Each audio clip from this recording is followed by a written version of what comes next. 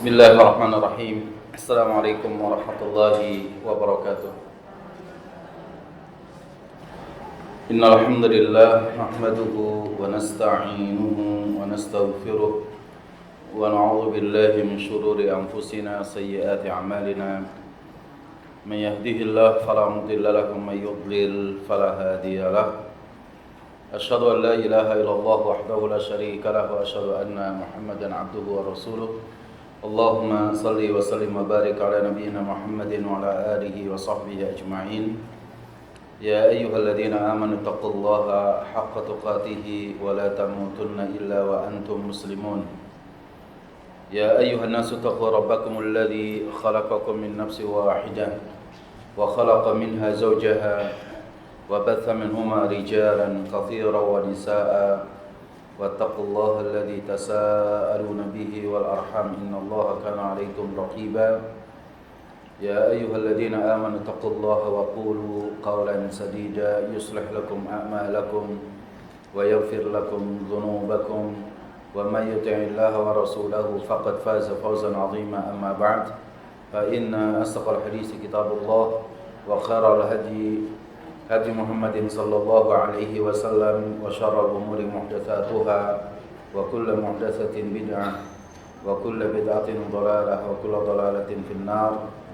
Ikhwatal iman, bapak-bapak dan para jamaah kaum ummahat, para akhwat, a'azzani Allahu wa iyyakum. Alhamdulillah, kita kembali panjatkan puji dan syukur kita kehadirat Allah Jalla Jalaluhu atas segala nikmat yang Allah berikan kepada kita sekalian. Nikmat usia yang Allah berikan kepada kita sebagai modal dalam kehidupan kita, yang semata-mata kita gunakan untuk beribadah kepada Allah Subhanahu wa taala. Nikmat sunnah yang senantiasa membimbing kita menuju jalan Allah Subhanahu wa taala yang lurus. Nikmat sehat wal afiat yang insyaallah kita gunakan ini untuk berjalan di atas ketaatan kita kepada Allah. Untuk itulah kita bersyukur kepada Allah Subhanahu wa taala atas segala nikmat yang Allah berikan kepada kita.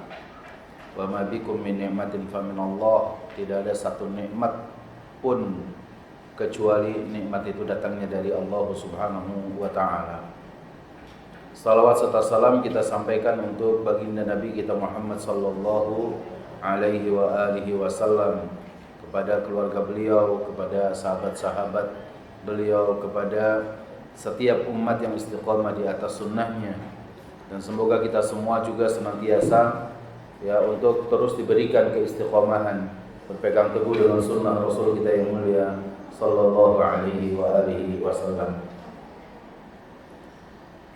Para umat a'azzanallahu wa iyyakum, kita masih dalam pembahasan kitab prinsip dasar Islam menurut Al-Quran dan As-Sunnah yang sahih, karya dari Fadilatul Ustaz Yazid bin Abdul Qadir Jawas hafizahullahu tabaraka wa ta'ala wa mata'ahu bis-sihhati wal afiyati amin.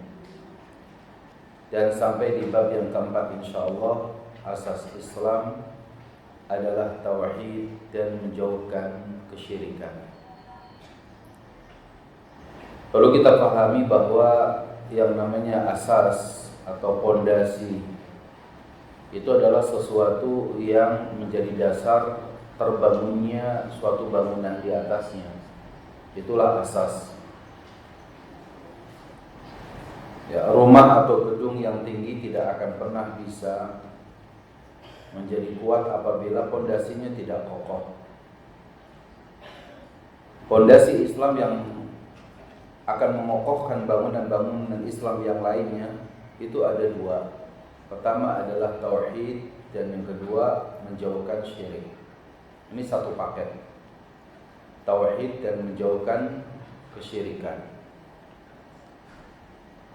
Bangunan Islam itu salat, yaitu bangunan Islam, zakat, saum, umrah, haji, birrul walidain, dan segala macam ketaatan itu adalah bangunan-bangunan Islam. Semua amalan-amalan itu pondasinya itu harus kokoh. Ketauhidannya kita harus kokoh. Dalam sholat tidak boleh ada kesyirikan.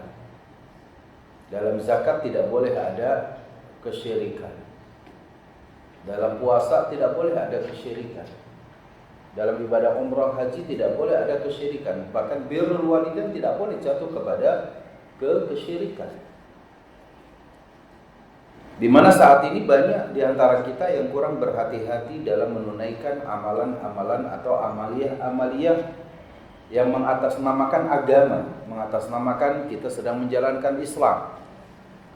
Tapi kemudian ketika diingatkan perkara-perkara yang bisa menjauhkan diri kita dari ketauhidan dan mendekatkan diri kita kepada kesyirikan, kadang kita tidak menerima. Padahal itu adalah pondasi. Pada setiap amalan kita itu harus dipondasikan pada dua hal, bukan hanya sekadar mentauhidkan Allah. Lalu dalam satu waktu dia mencampurkan ketauhidan itu dengan kesyirikan. Sebagaimana misalkan syirik yang kecil itu riya misalnya. Melakukan satu amal ibadah kita, sholat kita, zakat kita, saum kita, umrah dan haji kita, jatuh kepada asyirkul asghar, syirik kecil, yaitu riya.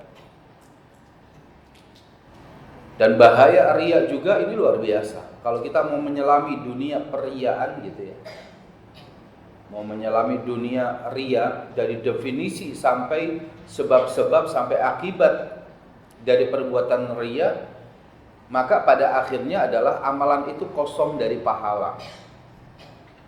Hilang pahala dari setiap amalan kita kalau kita riya. Bahkan nanti di akhirat itu Allah berlepas diri dari orang-orang yang melakukan riya tadi. Ya, taraktuhum wa syirkahum. Aku tinggalkan mereka dan perbuatan syiriknya mereka. Bahkan dalam riwayat dikatakan Allah menyuruh kita untuk meminta balasan dari orang yang kita riya karenanya. Padahal pada saat itu kita faham Maliki Yaumiddin. Hari kiamat itu tidak akan ada yang mampu memberikan balasan kecuali Allah Subhanahu wa ta'ala. Ini kalau kita sampai jatuh kepada perbuatan syirik yang kecil itu saja, itu sudah bahaya. Menghilangkan pahala dari setiap amal ibadah kita. Yang keduanya, kita ditantang oleh Allah untuk meminta balasan kepada orang yang kita riya karenanya. Hanya saja kita tidak dianggap keluar dari agama Islam. Beda dengan syirik besar. Tapi bahayanya luar biasa syirik kecil itu pun. Itu yang harus kita jauhkan dari setiap amal ibadah yang kita lakukan. Maka asas Islam yang paling utama itu adalah menegakkan tauhid, mengesahkan Allah Subhanahu wa ta'ala. Tauhid artinya apa? Ja'lu syai'i wahidan. Menjadikan sesuatu itu satu. Tidak boleh berbilang. Itu makna definisi dari tauhid. Adapun tauhid secara istilah kita sudah sama-sama ketahui, ifradullahi bil ibadah. Mengesahkan Allah Subhanahu wa ta'ala dalam ibadah-ibadah kita. Itu namanya tauhid.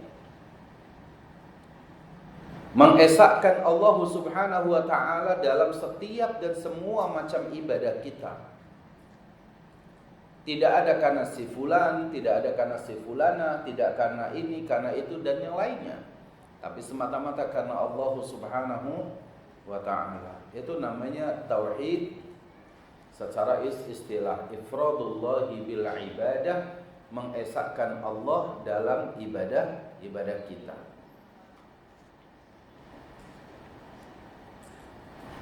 Pertanyaan yang kedua, ya, kenapa tauhid itu menjadi pondasi keislaman kita?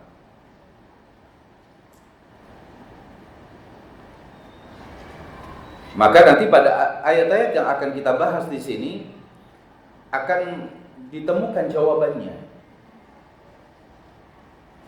Sebagaimana misalkan kita ambil surah An-Nahl ayat 36.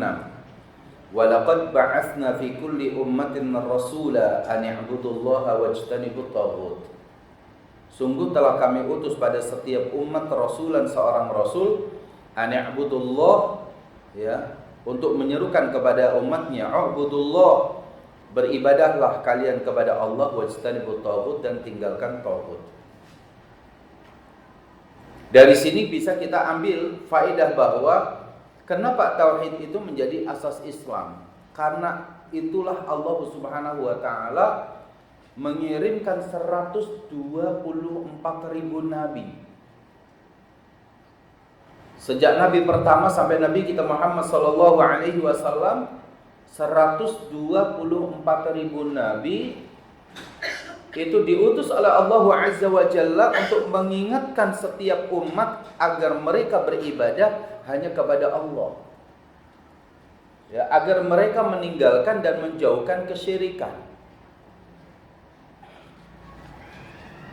Maka tauhid itu menjadi asas Islam karena Allah Subhanahu wa taala memandang itulah jalan keselamatan, sehingga Allah perlu mengutus para nabi dan para rasulnya. Maka dijelaskan oleh Fadilatul Ustaz dalam buku ini, setiap muslim wajib mentauhidkan Allah dan meninggalkan segala bentuk kesyirikan. Seorang muslim juga mesti mengetahui pengertian tauhid, makna syahadat, rukun syahadat, dan syarat-syaratnya, supaya ia benar-benar memahami tauhid. Kalimat tauhid bagi kaum muslimin khususnya Ahlus Sunnah wal Jamaah adalah kalimat yang sudah tidak asing lagi. Karena tauhid bagi mereka adalah suatu ibadah yang wajib dilaksanakan dalam kehidupan sehari-hari dan yang pertama kali didakwahkan sebelum yang lainnya. Sebagaimana surah An-Nahl ayat 36 tadi. Artinya dakwah tauhid itu adalah dakwah yang pertama kali diserukan oleh para nabi dan para rasul. Tauhid menurut bahasa atau secara etimologinya diambil dari kata wahada yuwahidu tauhidan. Artinya menjadikan sesuatu itu satu. Ja'lu syai'i wahidan, menjadikan sesuatu itu satu. Sedangkan menurut ilmu syar'i, terminologi, tauhid berarti mengesahkan Allah Subhanahu wa taala terhadap sesuatu yang khusus baginya. Baik dalam tauhid uluhiyah, tauhid rububiyah maupun asma dan sifatnya.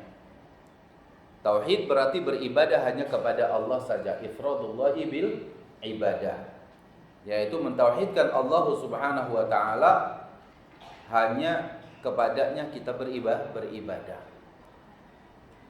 Ada sebagian orang kemudian mengatakan bahwa kenapa tauhid ini mesti dibagi menjadi tiga? Ya. Kenapa tauhid ini mesti dibagi menjadi tiga? Tauhid uluhiyah, tauhid rububiyah, tauhid asma wa sifat. Pembagian tauhid menjadi tiga ini kemudian dianggap ini pembagian yang tidak pernah dikenal oleh oleh Rasulullah, tidak pernah dikenalkan oleh para sahabat, tidak pernah dikenalkan oleh siapapun ulama setelahnya, katanya. Maka membagi tauhid menjadi tiga ini juga perbuatan bid'ah. Ya, itu sampai pada seperti itu. Para ulama ummahat yang dimuliakan Allah Subhanahu wa taala, Bapak yang dimuliakan Allah, para ulama itu adalah orang-orang yang sangat mendalami ayat-ayat Al-Qur'anul Hakim dan hadis-hadis Rasulullah sallallahu alaihi wasallam. Dan kemudian setelah mendalaminya sebagaimana ilmu yang lain, banyak kemudian ilmu itu dijadikan kaidah-kaidah oleh para ulama berdasarkan istimbat ataupun pengambilan intisari daripada apa yang ada di dalam ayat tersebut maupun di dalam hadis-hadis tersebut. Dan para ulama kemudian menjelaskan setelah diteliti bahwa tauhid ini tidak akan pernah keluar dari tiga macam tauhid ini. Pertama adalah tauhid rububiyah, yang kedua tauhid uluhiyah, dan yang ketiga tauhid asma was sifat. Ada lagi ustadz yang menjadikan ya sebagian orang ada tauhid hakimiyah misalkan. Ada tauhid hakimiyah bahwa Allah itu wajib kita esakan dalam apa? Hukum-hukumnya. Itu sudah masuk dalam apa? Mentauhidkan perbuatan Allah. Ya. Itu sudah masuk dalam kategori tauhid rububiyah. Tauhid apalagi misalkan? Ya. Jadi pembagian begitu banyaknya para ulama, tapi ketika kemudian dibahas satu persatu, itu akan masuk kepada 3 macam tauhid ini. Yang pertama itu adalah apa? Tauhid rububiyah. Tauhid rububiyah berarti mentauhidkan segala apa yang dikerjakan oleh Allah Subhanahu wa taala. Allah itu mencipta. Ya Allah menciptakan, maka disebut Al-Khaliq. Allah itu memberikan rizki, maka disebut Allahu Ar-Razzaq. Allah itu yang menghidupkan. Seluruh makhluk dan seluruh alam semesta ini diciptakan, diatur, diberikan rizkinya oleh Allah Subhanahu wa taala, dihidupkan, itu maka Allah Al-Muhyi. Seluruh makhluk Allah juga akan dimatikan oleh Allah, maka Allah Al-Mumit. Ya. Maka di sini segala macam yang dikerjakan oleh Allah atau yang diperbuat oleh Allah Subhanahu wa taala, baik mencipta, memberi rizki, menghidupkan, mematikan, mengatur alam semesta, menurunkan hujan, memberikan penyakit, menyehatkan orang yang sakit. Ya. Apa saja yang dilakukan oleh Allah Subhanahu wa taala, maka apa? Itu wajib kita esakan hanya Allah yang mampu melakukannya. Hanya Allah yang mampu menciptakan sesuatu. Hanya Allah yang mampu menghidupkan. Hanya Allah yang mampu memberikan rezeki. Hanya Allah yang mampu menyehatkan. Hanya Allah yang mampu ya mematikan. Mentauhidkan Allah terhadap segala apa yang diperbuat oleh Allah, itu namanya apa? Tauhid rububiyah. Ya. Mentauhidkan Allah terhadap apa yang dilakukan oleh Allah, apa yang diperbuat oleh Allah, ya bahwa hanya Allah saja yang mampu melakukan itu adalah namanya tauhid rububiyah. Maka kalau ada orang yang mengaku-ngaku pawang hujan gitu ya, bisa menahan dan bisa menurunkan hujan, ini kan bohong. Tapi anehnya dalam satu waktu itu kebohongan itu terbuka tapi tetap dipercaya. Ini manusia zaman sekarang. Ya. Saya kira peristiwa Mandalika itu menjadi satu perhatian bagi kita itu. Ya. Peristiwa Mandalika itu satu peristiwa yang itu nyata betapa kesyirikan itu terjadi, tapi kemudian apa dijelaskan, tapi kemudian tetap orang percaya. Yang namanya di sirkuit itu tidak boleh licin karena hujan dan yang lainnya, datangkan pawang tetap hujan. Tapi tetap dibesar-besarkan. Betul-betul jatuh kepada kesyirikan yang luar biasa, tapi kita berbicara bisanya apa? Ya. Begitulah kejahilan yang ada pada setiap kita di ranah kemasyarakatan yang begitu luasnya. Masih percaya dengan apa? Yang namanya pawang hujan. Dia tidak bisa memalingkan satu awan dari satu arah ke arah yang lain, itu nggak bisa. Dulu saja sahabat, ya, para sahabat atau para ulama yang alim, rabbani, ketika melihat ada awan hitam di atas rumah mereka, ya, di atas langit, di atas kita ada awan hitam yang begitu dahsyatnya. Lalu kemudian apa? Sebagaimana diungkapkan salah satunya oleh Umar ibn Abdul Aziz, khalifah yang zahid, yang zuhud, khalifah yang adil. Umar bin Abdul Aziz sampai kemudian dia berbicara dengan awan, keluar dari istana yang sederhananya, lalu keluar dan menghadapkan wajahnya ke langit, lalu berbicara dengan awan.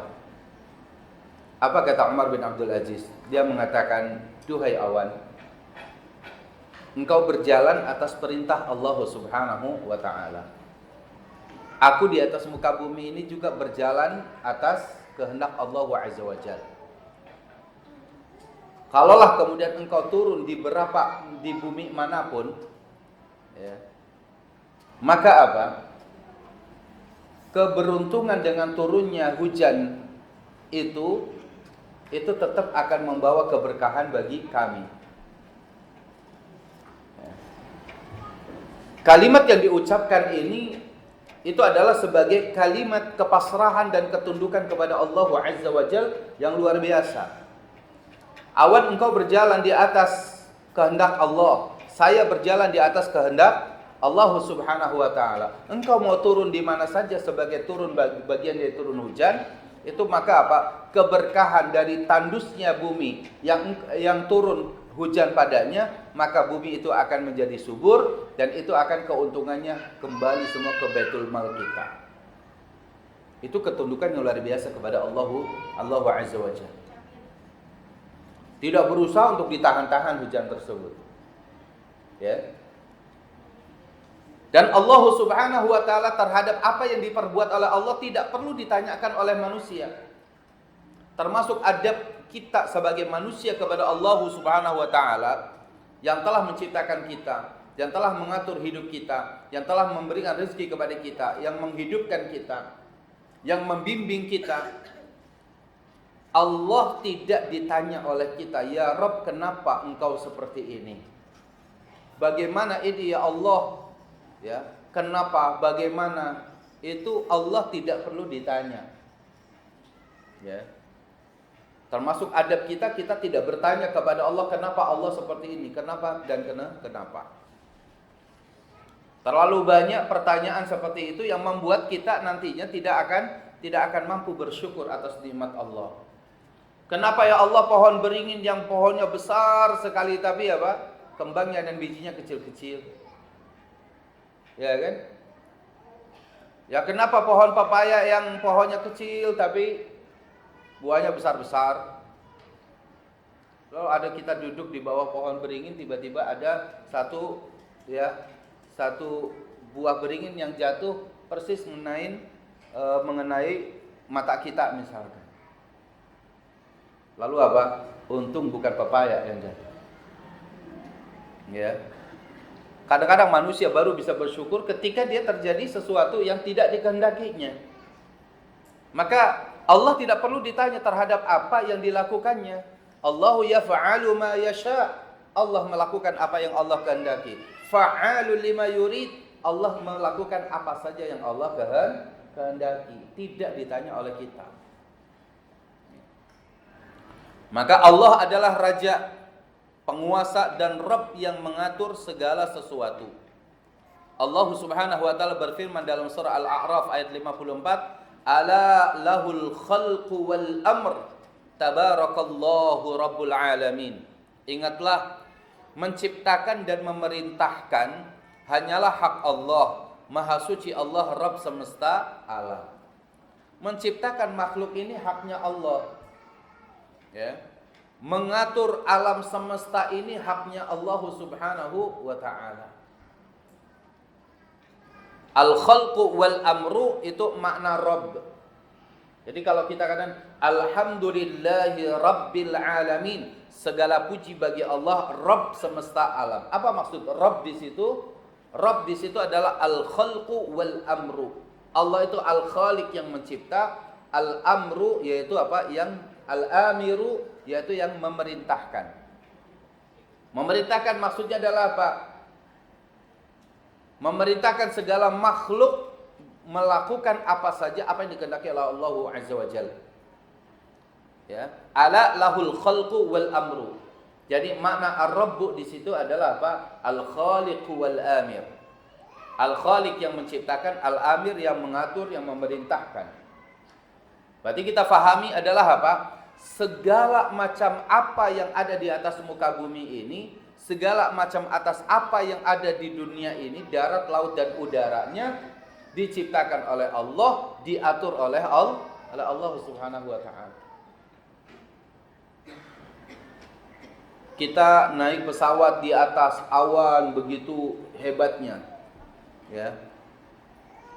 Pesawat kita kena hentakan awan itu bisa turbulasi, bisa hentakan sampai luar biasa seperti itu. Kita di lautan ada ombak yang kadang tenang, kadang juga membuat kita rasa takut luar biasa. Di darat ada angin kencang yang begitu luar biasanya. Darat, laut dan udara, dan apa yang ada pada mereka semua, pada itu semua yang mengaturnya adalah siapa? Allah Subhanahu wa ta'ala. Allah yang menciptakan, Allah juga yang memerintahkan. Maka dulu ada satu riwayat Umar bin Khattab radhiyallahu anhu, ketika mendapatkan berita dari salah satu gubernur beliau yang ada di Mesir saat itu, Amr bin As radhiyallahu anhu, Sungai Nil itu dia sempat kering, tidak ada air. Padahal Sungai Nil itu selama ini itu adalah bertahun-tahun itu menjadi menjadi sumber utama air yang bisa menyuburkan tanah-tanah berapa negara yang dilalui oleh Sungai Nil tersebut. Dari mulai Mesirnya, kemudian nanti Sudan, kemudian apalagi itu, negara-negara situ semuanya yang berada di wilayah yang dilalui oleh Sungai Nil tersebut. Tapi kemudian pada masa itu Allah menguji Sungai Nil itu, kemudian kering, tidak ada air. Dikabarkanlah oleh gubernurnya Amr bin As kepada Umar bin Khattab radhiyallahu anhu, ya Amirul Mukminin, sesungguhnya saat ini Mesir dalam keadaan kesulitan. Sungai Nil yang selama ini mengairi sawah-sawah dan ladang kami ini kering. Banyak hewan-hewan kami banyak yang mati, yang kurus, yang tidak bisa mendapati air dengan sebaik-baiknya. Maka doakanlah kami semoga air ini itu bisa kembali normal seperti sedia kala. Umar bin Khattab kemudian menuliskan satu perkataannya, dituliskan dalam satu surat. Lalu kemudian surat itu dibawa dan disampaikan kepada Amr bin As. Dan Amr bin As suruh dibacakan di hadapan Nil tersebut. Ya. Ini ada di dalam riwayat tentang bagaimana Sungai Nil dulu sampai sekarang kemudian tidak kering lagi, tidak pernah kering dari dulu hingga sekarang. Umar bin Khattab dia mengatakan di situ? Bahwa Anda berjalan itu juga atas kehendak Allah, ya. Maka kami pun hidup semua di atas muka bumi ini atas kehendak Allah Subhanahu wa ta'ala. Allah pasti sayang dengan seluruh makhluknya. Maka ya Rabb, kirimkan air ke Sungai Nil itu, agar semuanya masyarakat itu bisa mendapati nikmat air tersebut. Dan ada beberapa versi-versi yang lainnya, kalimat-kalimat yang lainnya. Lalu kemudian tidak lama setelah itu kemudian mulailah air di Sungai Nil itu kemudian mulai ada sampai saat ini. Ketundukan jiwa kepada Allah Subhanahu wa ta'ala, keyakinan yang sangat luar biasa, mentauhidkan Allah terhadap apa yang hanya Allah yang mampu melakukannya, itu membawa keberkahan, membawa kebaikan. Yang ini tidak sama sekali atau banyak yang tidak dilakukan oleh sebagian kita. Ketika mendapati kesulitan, itu justru dalam satu waktu cara mendatangkan yang kita harapkan kebaikan itu dengan melakukan kesyirikan. Itu banyak dilakukan seperti itu. Ya sebutlah misalkan ada memotong hewan, lalu kemudian menumbalkan kepalanya, diletakkan di sungai itu atau di air itu atau di sawah itu, di hutan itu dan lain-lainnya. Ya, untuk dewa fulan, untuk jin fulan dan macam-macamnya. Bagaimana kemudian apa? Allah akan mendatangkan keberkahan dan kebaikan ketika orang itu melakukan kesyirikan. Rizki itu akan datang bersama tauhid, rizki itu akan ditahan oleh Allah karena kesyirikannya. Ini harus difahami oleh kita. Ya. Rizki itu Allah limpahkan kepada kita manakala tauhid itu ditegakkan. Dan rizki itu akan ditahan oleh Allah Azza wa Jalla ketika kesyirikan itu banyak dilakukan oleh manusia. Kita lihat misalkan ketika membaca surah Quraisy, ya, Allah katakan apa? Li'ilafi Quraisy ilafihim rihlatasy syita'i was-shaif. Merupakan kebiasaan dari orang-orang Quraisy. Kebiasaan mereka rihlatasy syita was-shaif. Perjalanan musim asy-syita, musim dingin ke Yaman, as-shaif musim panas yaitu ke Syam. Disitulah kemudian barter jual beli. Barang-barang dari Arab dibawa ke Yaman, dijual di Yaman, nanti kemudian modal dari keuntungannya itu belanja di Yaman untuk dijual di Arab. Dia bawa barang-barang dari Arab pada musim panas itu ke Syam, nanti dari Syam keuntungannya beli barang-barang yang Syam dari Syam dibawa ke Arab. Hidup perekonomian seperti itu. Tapi Allah katakan apa? Falyabudu rabb hadzal bait. Kuncinya adalah apa bagi kalian itu? Falyabudu rabb hadzal bait. Maka beribadahlah kalian semua itu kepada apa? Rabb yang memiliki rumah ini, yaitu Allah Subhanahu wa ta'ala, yaitu yang memiliki Ka'bah ini. Siapa Rabbul Bait? Adalah Allah Azza wa Jalla. Falyabudu rabb hadzal bait. Allah Subhanahu wa ta'ala. Setelah ayat itu apa? Falyabudu rabb hadzal bait. Kenapa kita mesti mentauhidkan Allah Subhanahu wa ta'ala? Disitulah harus kita pahami alladzi at'amahum min ju' wa amanahum min khauf. Ada dua keuntungan kita mentauhidkan Allah. At'amahum min ju', yang memberikan makan kita dari kelaparan, yang memberikan rasa aman dari ketakutan. Negara yang mentauhidkan Allah Subhanahu wa ta'ala, kesejahteraannya akan dijamin oleh Allah, stabilitas keamanannya akan dijaga oleh Allah Subhanahu wa ta'ala. Tapi syaratnya falyabudu rabb hadzal bait, tauhidkan Allah, beribadalah hanya kepada Allah Subhanahu wa ta'ala. Maka Allah akan at'amahum min ju' wa amanahum min khauf. Ya. Kalau kita tanya, ya, Ustadz, apa sih yang menyebabkan sebab kriminal di negeri kita ini banyak terjadi? Karena perutnya lapar, itu aja jawabannya. Ya, satu aja jawabannya.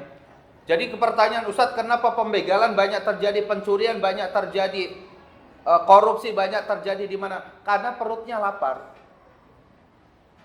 Ya, perut yang lapar itu bukan perut fisik orangnya saja. Kalau perut fisik lapar orangnya saja itu mungkin ya, orang-orang yang mohon maaf itu, orang-orang yang di pinggir jalan yang misalkan 2-3 hari kadang nggak dapat makanan, itu perut fisik. Tapi ada yang ATM-nya juga lapar. Ada yang buku tabungannya itu lapar. Ya, ada yang berangkasnya itu lapar. Jadi harus diisi. Bagaimana caranya? Itulah yang namanya apa? Tindakan kriminal itu terjadi bukan hanya kepada orang-orang yang memang sehari 2 hari tidak makan. Bahkan dalam hukum Islam itu bisa dikatakan orang yang mencuri karena sebab beberapa hari tidak makan itu dibawa ke pengadilan bisa bebas. Ya, bisa tidak dikenai apa? Hukuman. Makanya diproses dulu. Kenapa Anda mencuri? Saya sudah berusaha kerja, nggak ada lapangan kerja. Saya sudah berusaha untuk cari kerjaan, tapi saya dapat sehari cuma 5.000 itu untuk makan saja kurang. Ada istri, ada anak. Gimana saya bisa melanjutkan hidup ini? Ya saya ambil, ada singkong tetangga saya cabut. Untuk apa? Untuk melanjutkan hidup, makan istri dan anak saya. Lalu kalau saya bawa ke pengadilan, adil nggak? Nggak bisa. Makanya hukum ini ketika ada apa? Ketika ada 3 buah semangka dicuri oleh orang miskin, dibawa ke pengadilan lalu dihukum sampai 1 tahun misalkan, atau 7 bulan penjara, ini luar biasa, zalim. Harus dicari terlebih dahulu dasarnya apa gitu loh. Ya.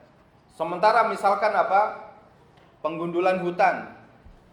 Ya, kayu-kayu banyak dicuri lalu kemudian apa? Lalu kemudian erosi terjadi dan di mana-mana, itu bebas-bebas saja atau terkena hukum setelah itu bebas. Padahal apa? Musibahnya itu bisa sampai menimpa ribuan bahkan berapa juta orang yang tinggal di sekitar tersebut misalnya. Jadi di sini kalau kita dapati kenapa tindakan kriminal itu terjadi, karena memang perut kita ini lapar. Allah kita harapkan untuk memberikan makan, at'amahum min ju', memberikan makan dari kelaparan itu. Untuk apa? Maka amanahum min khauf. Kalau perutnya itu sudah kenyang, maka apa? Dia tidak lagi mengganggu orang. Hidupnya akan aman dari khauf, dari rasa takut. Ya. Nggak ada yang namanya misalkan nih contoh ya. Seorang petani ini Masya Allah ya, rasa takutnya itu luar biasa. Sampai-sampai kemudian banyak membohongi binatang, yang binatang mestinya tidak perlu dibohongi juga, itu dia tahu. Binatang itu juga tahu bahwa ini petani ini bohong. Ya. Dia bikin orang-orangan. Ya kan? Dia bikin orang-orangan tuh petani ini. Jadi pakai orang-orangan dipasang gitu ya, kena angin jadi kayak goyang begitu gitu, kayak orang gitu. Kata burungnya apa? Dia coba aja. Ya burung itu terbang lalu apa? Nempel dia di atas orang-orang tersebut. Lalu kemudian dia turun, burung itu dia turun ke bawah tuh, dia ngambil tuh padi tersebut. Ternyata orang-orangan itu apa? Enggak ngapa-ngapain. Dia terbang lagi, kasih tahu ke teman-temannya. Ternyata ini petani ini bohong. Ayo terbang semuanya kita ke sana. Akhirnya apa? Burung-burung itu segerombolan burung datang ke sawah tersebut dan banyak memakan itu. Kenapa? Karena kebohongan kita. Pada burung itu kalau makan itu cuma cukup di mulutnya saja, nggak bawa kantong. Ya, tidak bawa kantong. Nggak bawa plastik dia. Nggak ada seekor burung itu terbang itu cuman apa secukupnya yang ada di mulutnya. Kalau dia punya 2 anak ya di sarangnya, itu cukup dia kenyangkan dulu, lalu kemudian dia makan lagi, disimpan di mulutnya, lalu masuk ke sarangnya, itu dikasih tuh kepada, itu udah cukup begitu. Saya nggak pernah ngeliat ada seekor burung bawa plastik gitu. Nggak ada. Itu nggak ada. Ya. Tapi kemudian manusia takut itu dengan kejadian seperti itu sampai bisa berbohong. Kenapa mesti seperti itu? Maka apa? Kata baginda Nabi kita Muhammad sallallahu alaihi wasallam dalam hadis sahih, "Lau annakum tatawakkaluna haqqa tawakkuli la razaqakum kama yarzuqut tayr." Kalau seandainya kalian itu bertawakal kepada Allah dengan sebenar-benarnya tawakal, sungguh la razaqakum, sungguh Allah akan berikan rizki kepada kalian kama yarzuqut tayr, sebagaimana Allah memberikan rizki kepada seekor burung. Taghdu himasan wa taruhu bitana, pergi pagi hari paruhnya kosong, pulang dia dalam keadaan penuh. Justru akhirnya apa? Kita suruh belajar tawakalnya kepada seekor burung. Pergi pagi hari, pulang sore hari, selesai udah. Itu yang mesti kita lakukan. Ya. La razaqakum, sungguh Allah akan berikan rezeki kepada kalian.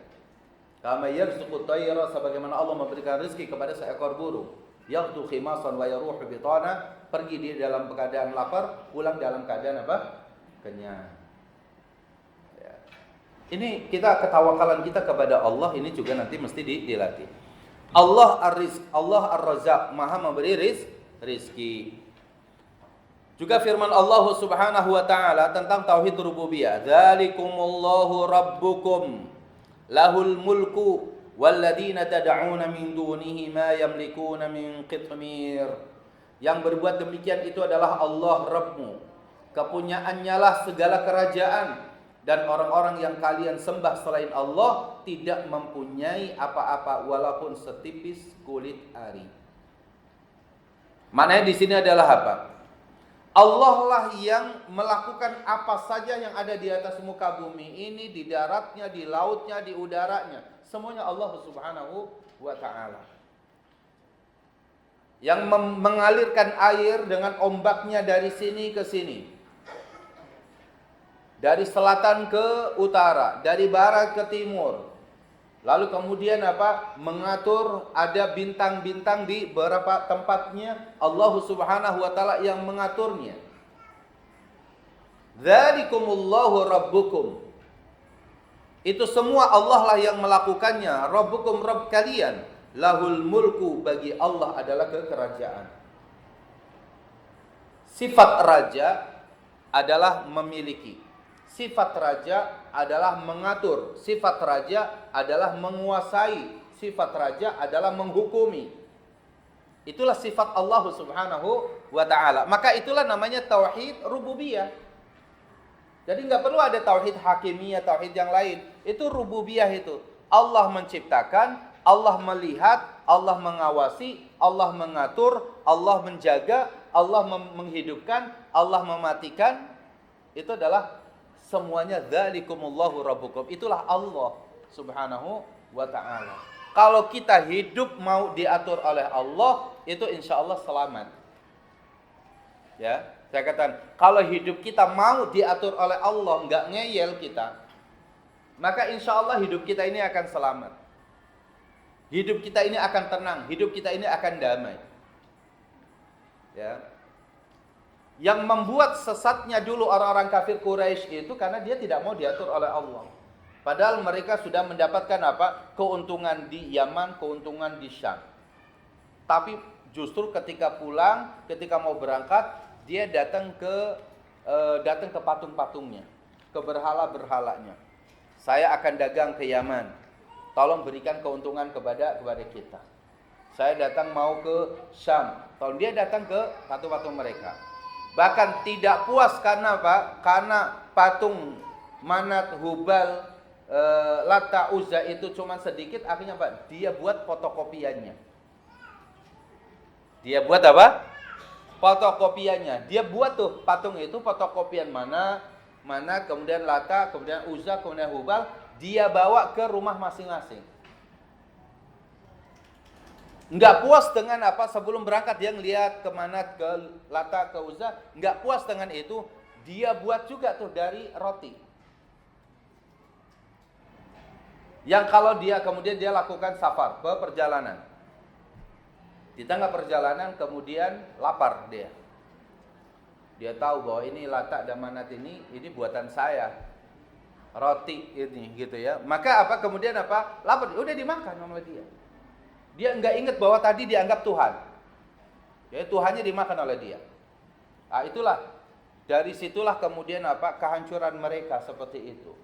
Maka kata Nabi kita yang mulia sallallahu alaihi wasallam, agama tauhid ini adalah agama yang pertama kali di Arab itu adalah tauhid.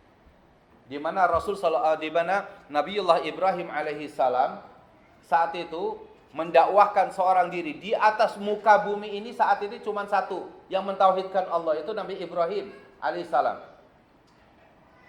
Setelah itu apa? Mendakwakan dakwah tauhid kepada istrinya itu Sarah. Dakwah tauhid. Itu di negeri Babilonia. Lalu setelah itu adalah apa? Ketahuan oleh Namrud. Bahkan Azar ayahnya sendiri dia mengatakan, wahai anakku, jangan sampai kamu ini melakukan ini ketahuan oleh raja. Kalau ketahuan kamu akan dalam bahaya. Maka suatu ketika di di ritualnya orang-orang Babilonia itu, kalau pada hari jadinya mereka, ya hari rayanya mereka itu, mereka punya acara. Acaranya adalah apa? Mereka membuat acara di luar kotanya, harus mengosongkan kotanya. Keluar ke perbatasan kota. Tidak boleh ada yang tinggal di dalam tersebut. Maka suatu ketika esok hari tiba masanya hari raya mereka, Ibrahim alaihissalam saat itu dia tidur-tiduran, diingatkan oleh ayahnya, esok hari adalah hari rayanya kita. Menjadi kewajiban seluruh penduduk untuk keluar dari wilayah ini. Apa kata Ibrahim? Inni saqim, saya ini sakit. Gak bisa sakit dibawa kemana-mana. Saya ini sakit. Gak bisa, saya tetap di sini. Artinya apa? Nabi Ibrahim tidak ikut perayaan mereka. Nabi Ibrahim tetap berada di rumah. Pagi hari kemudian orang sudah bergegas meninggalkan kota tersebut. Tinggallah di kota tersebut seorang diri, siapa? Ibrahim. Ketika tinggal seorang diri, Ibrahim, dia lihat dari rumahnya udah sepi, nggak ada orang satupun. Karena pagi sampai sore. Ketika dalam keadaan sepi seperti itulah dia keluar. Dia keluar bawa kapak yang besar. Ya, dia paluin tuh satu persatu tuh. Berhala-berhala yang ada. Dia paluin satu-satu dari yang kecil sampai yang besar, yang terbesar dibiarkan. Kalungnya lalu kapaknya itu setelah hancur semua dikalungkan di berhala yang besar, di patung yang besar tersebut. Tibalah sore hari, ya Ibrahim tetap aja dia kembali ke rumahnya sakit. Jadi pura-pura sakit. Ketika pulang dari perayaan mereka, raja mereka dikabarin oleh anak buahnya, oleh prajuritnya bahwa apa? Ini patung-patung ada yang menghancurkan nih. Siapa yang melakukan ini? Padahal kita tidak ada satupun di sini. Kata raja apa? Pasti ada orang yang ada di sini. Ketika raja mengatakan pasti ada yang tidak ikut pergi, ini sebenarnya kan mereka juga kontraproduktif terhadap logikanya. Bahwa mestinya ya, yang berkuasa itu kan Tuhan. Dan Tuhan mereka itu berhala-berhala yang disembah itu kan ditinggal. Raja Namrud sendiri memposisikannya dia sebagai penguasa, raja di situ. Ya. Tapi tidak sampai mereka bisa tahu bahwa Tuhan inilah yang mestinya memiliki kekuasaan. Namrud sampai mengatakan, ini pasti ada yang melakukannya. Cari siapa yang enggak pergi. Dicari-cari enggak, sampai pada akhirnya mereka kayaknya ada satu orang, tapi dia sakit. Siapa dia? Ibrahim. Digeledah rumahnya, betul Ibrahim. Lalu kalau Ibrahim ditangkap, lalu dibawa ke tengah lapang dan ditanya, apakah kamu yang melakukan ini? Satu-satunya orang yang tidak mengikuti perayaan ini cuma kamu. Apakah kamu yang melakukan ini? Disitulah kemudian Ibrahim, dia berlogika. Dia mengatakan apa? Mestinya hancur dengan kapak. Coba kapaknya ada ditaruh di mana gitu. Nah, itu ada kapaknya. Dikalungkan di berhala yang paling besar. Coba tanya kepada dia. Pasti dia yang melakukannya. Apa kata raja? Enggak mungkin dia melakukannya. Dia tidak bisa melihat, dia tidak bisa berbicara, dia tidak bisa. Ibrahim membalikan. Kalau dia tidak bisa berbicara, kenapa kalian sembah? Kalau dia tidak bisa membela diri, kenapa kalian bela? Kenapa kalian sembah? Kenapa kalian ibadahi dan segala macamnya? Ini dialog Nabi Ibrahim dengan Namrud. Kembali lagi kesyirikan itu senjatanya satu. Udah nggak usah banyak bicara. Kumpulkan kayu bakar. Ini Ibrahim ngeyel. Nah, jadi orang tuh kalau sudah kalah debat, itu di mana-mana dia akan mengatakan nggak usah pakai dalil-dalil Ustaz. Itu sekarang tuh kayak gitu, ya kan? Jadi kalau dikasih ayat Al-Quran begini, dia katakan tafsirannya boleh tafsiran. Coba kita lihat tafsiran siapa. Ayo kumpulkan tafsir semuanya. Tafsir Ahlus Sunnah itu sangat banyak sekali. Mau pakai tafsir siapa? Ayo buka tafsirnya. Ayat ini dibaca apa? Kurang tafsirnya ayat, hadis. Buka hadisnya. Nggak perlu pakai logika dulu. Buka tafsirnya, coba dibaca. Apa makna ayat ini? Bagaimana istinbat dari makna ini? Kemudian hadisnya seperti apa? Kalau udah kepepet, dia ngomong, udah deh, nggak usah pakai dalil-dalil Ustaz. Ya, nggak perlu pakai dalil-dalil. Nah, itu sudah pernah dilakukan oleh siapa? Namrud. Namrud ketika kalah dia berlogika dengan Nabi Ibrahim, dia mengatakan apa? Dia tidak bisa. Patung ini nggak bisa nih. Nggak bisa berbicara, nggak mungkin dia melakukannya. Kata Ibrahim, kalau nggak bisa melakukan, kenapa kalian sembah? Kenapa kalian minta kepada dia? Kenapa kalian begini dan yang lainnya? Sudah nggak usah banyak ngomong deh. Udah, ya siapkan kayu bakar sebanyak-banyaknya. Disiapkan kayu bakar sebanyak-banyaknya.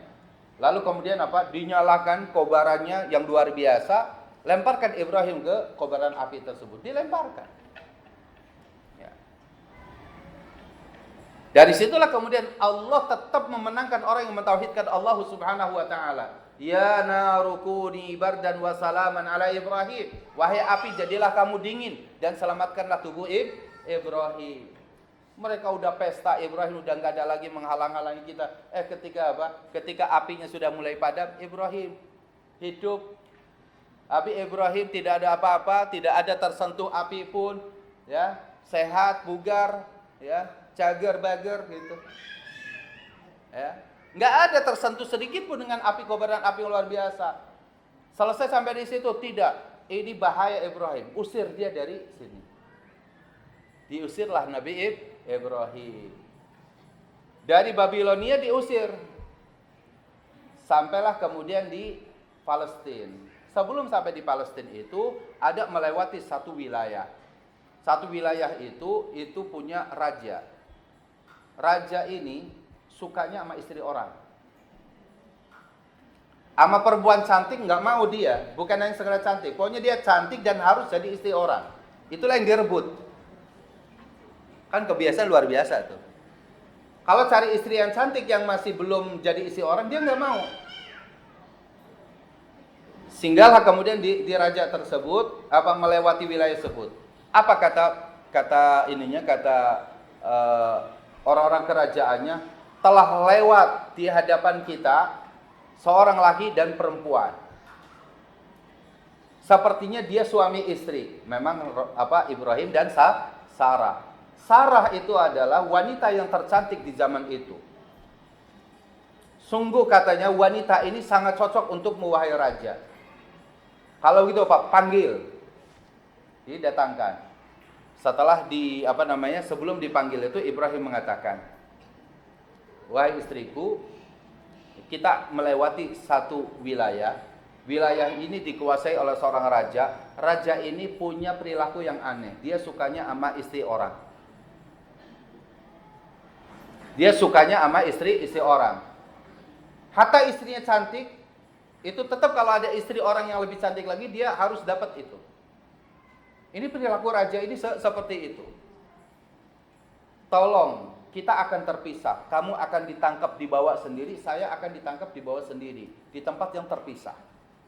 Kalau kamu nanti diinterogasi, kata Ibrahim, katakanlah bahwa saya ini adik dari apa? Ya, adik dari Ibrahim. Ya, bahwa kamu adalah ukhtun min Ibrahim. Bukan zaujatun. Kalau istri kan zaujah. Tapi ini adalah ukhtun min Ibrahim, saudaranya Ibrahim. Maka apa? Dipanggil. Setelah dipanggil masuk ke istana, diinterogasi dan sebagainya. Siapa kamu? Saya adalah saudara perempuannya Ibrahim. Bohong enggak? Bohong enggak kira-kira? Enggak, ya bohong dong, kan istri. Ya kan? Sebenarnya dari sisi kenyataannya kan bohong. Tapi dari sisi lafaz itu betul. Saudaranya Ibrahim fil iman. Dalam keimanan, karena di atas muka bumi pada saat itu tidak ada orang yang beriman itu kecuali Ibrahim dan istrinya. Enggak ada lagi yang lain yang beriman kecuali Ibrahim dan istrinya. Maka kamu katakan kepada raja itu, saya adalah saudara perempuannya Ibrahim. Apa kata raja? Ya udah, saya nggak suka. Kata rajanya, meskipun cantik, raja itu tetap ada. Saya nggak mau kalau dia bukan istri orang lain. Toh ternyata kamu salah berita nih. Udah, balikin lagi, gitu. Kira-kira begitu. Dibalikin lagi ke Ibrahim. Selamat nggak? selamat. Jadi raja ini aneh gitu. Akhirnya kemudian apa? Sebagai bukti bahwa dia berani, silakan taat mentaati hukum yang ada di situ, diberikanlah hadiah seorang wanita, ya, untuk membantu. Ditanya, kamu mau kemana? Kalian berdua mau kemana? Saya mau nyari satu tempat untuk tempat tinggal kami di wilayah Syam, Palestina maksudnya. Ya sudah, ini ada seorang wanita, ya, saya hadiahkan untuk kamu. Yang bisa membantu kamu dalam perjalanan kamu, bisa membantu di sana. Selama kalian berada di tempat itu, ini saya hadiahkan untuk kamu. Siapa dia? Hajar. Hajar itu adalah hadiah dari raja yang zalim. Itu dibawa sampailah ke Palestina. Di Palestina sehingga bertahun-tahun lamanya Hajar pun akhirnya mentauhidkan Allah Subhanahu wa taala. Jadi 3. Ya, Ibrahim, Sarah dan Hajar pembantunya. Disinilah ibrah dan pelajaran bagi kita itu adalah apa? Bahwa dakwah tauhid itu harus mulai dari rumah tangga kita. Ya, suami harus mendidik istrinya mentauhidkan Allah, pembantunya ikut serta gitu. Karena itulah kekuatan dalam sebuah dakwah. Ya. Ambil kisah dari Nabi Ibrahim ini luar biasa seperti itu. Sampailah kemudian di sana. Sarah ini sudah bertahun-tahun lamanya, kemudian apa? Dalam usianya yang sudah tidak lagi muda, tapi kemudian Nabi Ibrahim tetap pengen punya anak, Sarah juga tetap pengen punya anak, gitu ya. Kemudian apa? Tidak kunjung lahir anak. Sampai kemudian ada orang-orang yang di sekitarnya mengatakan biasanya harus pakai pancingan. Ya. Kadang-kadang pancingan itu kan banyak. Sebagian ada ngangkat anak terlebih dahulu, ya kan? Ada ngasuh, memelihara anak yang lain atau saudara dan yang lainnya. Tapi ada yang mengatakan itu kan ada Hajar, engkau nikahi saja Hajar itu karena tinggal dalam satu rumah di situ, ya kan? Maka nikahi saja. Dinikahi oleh Ibrahim, lahirlah kemudian siapa?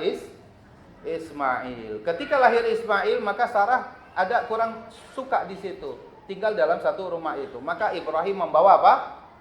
Membawa Hajar dan Ismail yang masih bayi kemana dari Palestina? Ke Arab. Dan membiarkan Sarah itu tetap bertempat tinggal di Palestina bersama suaminya itu Ibrahim. Adapun Ibrahim mengantarkan terlebih dahulu. Di mana?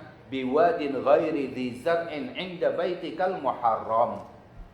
Yaitu di lembah tandus yang tidak ada tanaman-tanaman, tidak ada kehidupan di situ, di sisi Masjidil Haram atau di Ka'bah tersebut.